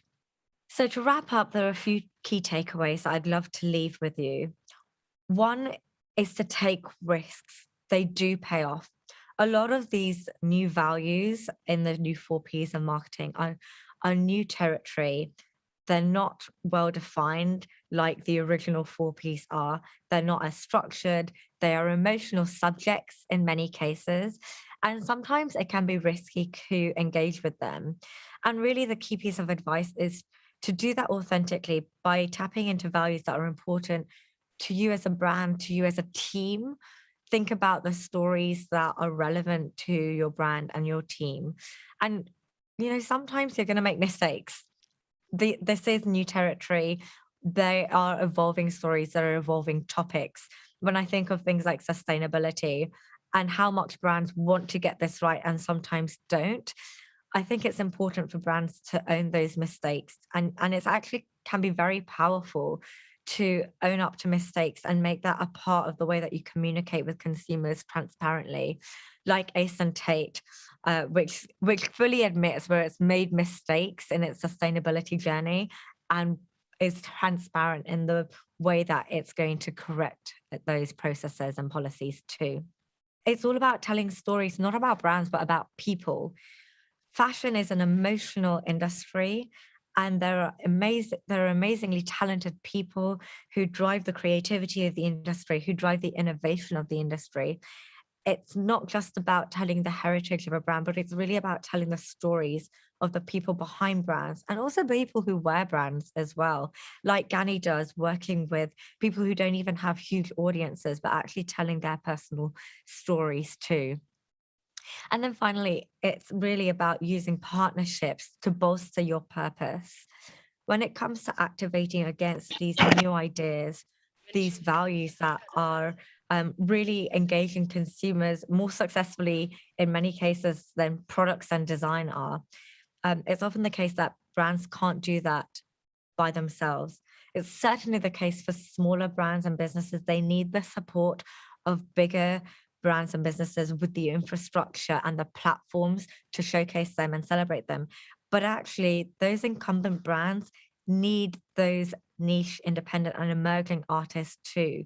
They need those collaborations to cultivate authenticity. And it's really worthwhile picking those partners, sometimes unlikely partners, such as in the case of Dell and Bayu with Love, and finding how you can drive more innovation and creativity, but ultimately authenticity and relevance by working with unlikely bedfellows to really expand your purpose and land it with authenticity, and make your followers and your consumers believers in those purposes that you want to represent. That's it from me. I hope that you found this talk useful. We'd love to hear from you at Vogue Business. If you have found any of those topics interesting or exciting, you can visit the Vogue Business site or connect with me on LinkedIn. I'd love to connect with any of you who found this topic interesting or engaging. Thank you. Hi, Anusha. Thank you so much for that wonderful chat. So much good stuff in there. My first question for you is a big one. And you really talked a lot about this throughout your entire presentation, but I think really curious to know, like, do you feel, that the fashion industry has really a responsibility to shine a light on some of these larger social issues? And if so, then what is really the larger implication? Like, do fashion brands really have the power to change things at a societal level and, through their brand behaviors? I absolutely do think that the fashion industry has a responsibility, and it does have the power. I mean, when we think about the consumer goods industry, after food and your survival needs, fashion, apparel, it's the next biggest thing. And the reach of the fashion industry is almost universal. I think every brand has the power to make one small difference and to communicate those values. And I think that that's what consumers expect from brands as well. And just the reach of the industry, it can be so powerful. It's not just about how brands communicate, but there are things that can be built into the ways of working, into regulating the industry to be better and to communicate those values and actually put them into practice as well. So there is enormous power in an industry of this scale to actually make a positive change.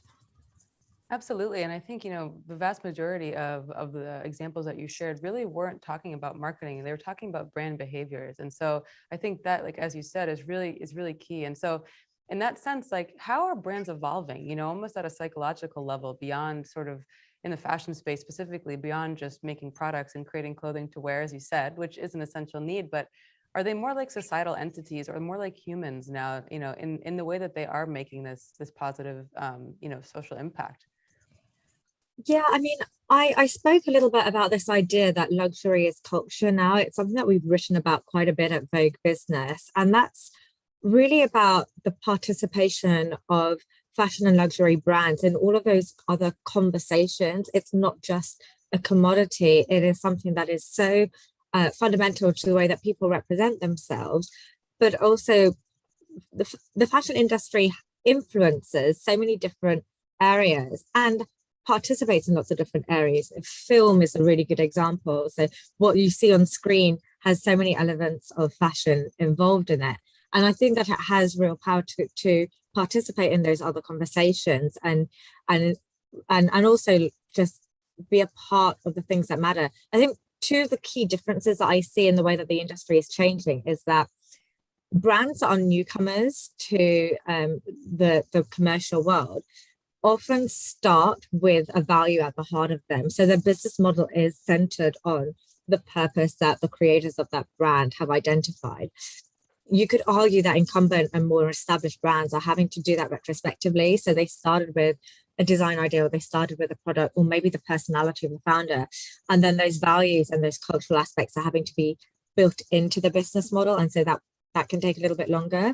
But one of the other changes you see is that actually there are so many people who care about these different cultural values and aspects who have been in the industry a really long time now. We're seeing a new generation of talent that are really pushing these positive values and this agenda of positive change via the industry too.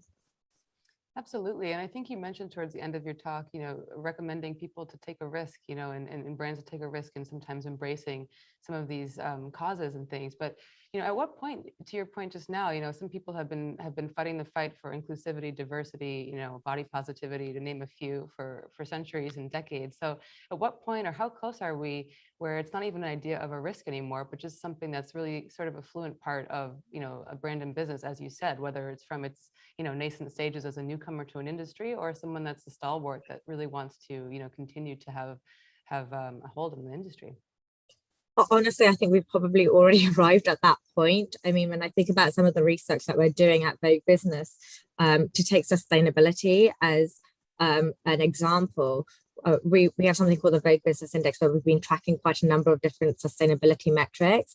And the way that we've evolved our methodology is to say, actually, these are the things that we think are table stakes now. Like, everyone should have a sustainability policy. Everyone should be doing certain things to reduce their carbon emissions or reduce their waste. So actually, you have to raise the stakes. You have to be implementing these things. It can't be a commitment that's just, we're going to do this in 20 years or we're going to do this in 50 years. I think the expectation is already that brands will be doing those things now.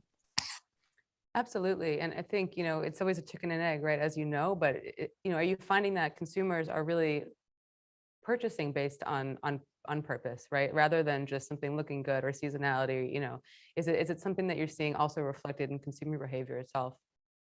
Yeah, it is. And it's also something that we're seeing reflected in their expectations from brands as well. So we did a piece of research recently, it was actually published just 2 days ago, on how luxury brands should be evolving their content marketing and their messaging. And that was based on a consumer survey that we did in 5 European markets. And actually the top value that those consumers said they wanted to see luxury brands exhibit was around values of diversity, honesty, and trust. And then when it came to the types of content they expected from brands in social media, among the top 5 was education, and that's around things like how products are made, the heritage of a brand, or the sustainability. So we're really even seeing that demand from consumers, and that is converting into behavior. I think it's actually becoming a little bit more normalized, because a few years ago, things like shopping sustainably were really the preserve of an affluent consumer. It was associated with a premium product or with a premium brand. And as more brands and retailers have taken an interest in improving their sustainability or improving their diversity, it's actually made shopping around those behaviors a lot more accessible for consumers. So you don't have to be a wealthy consumer in order to actually put your money where your mouth is and purchase against those values too.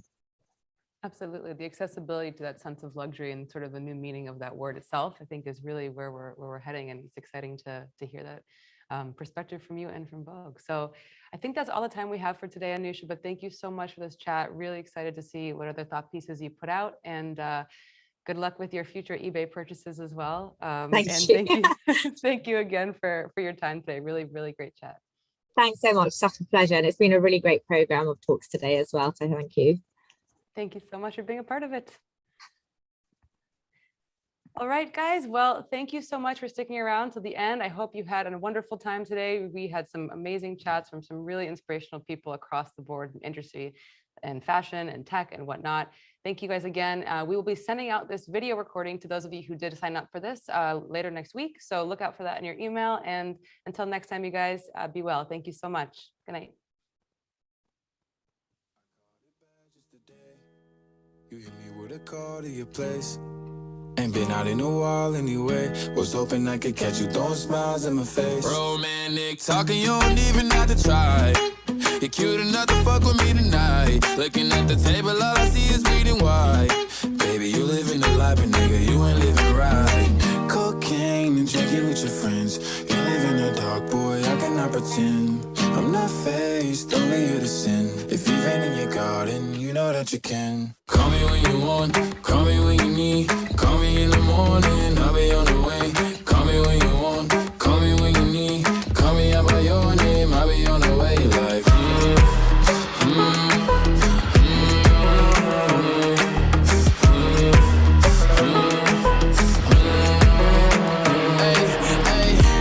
I wanna sell what you're buying. I wanna feel on your ass in Hawaii. I want that jet lag from fucking and flying. Shoot a shot in your mouth while I'm riding.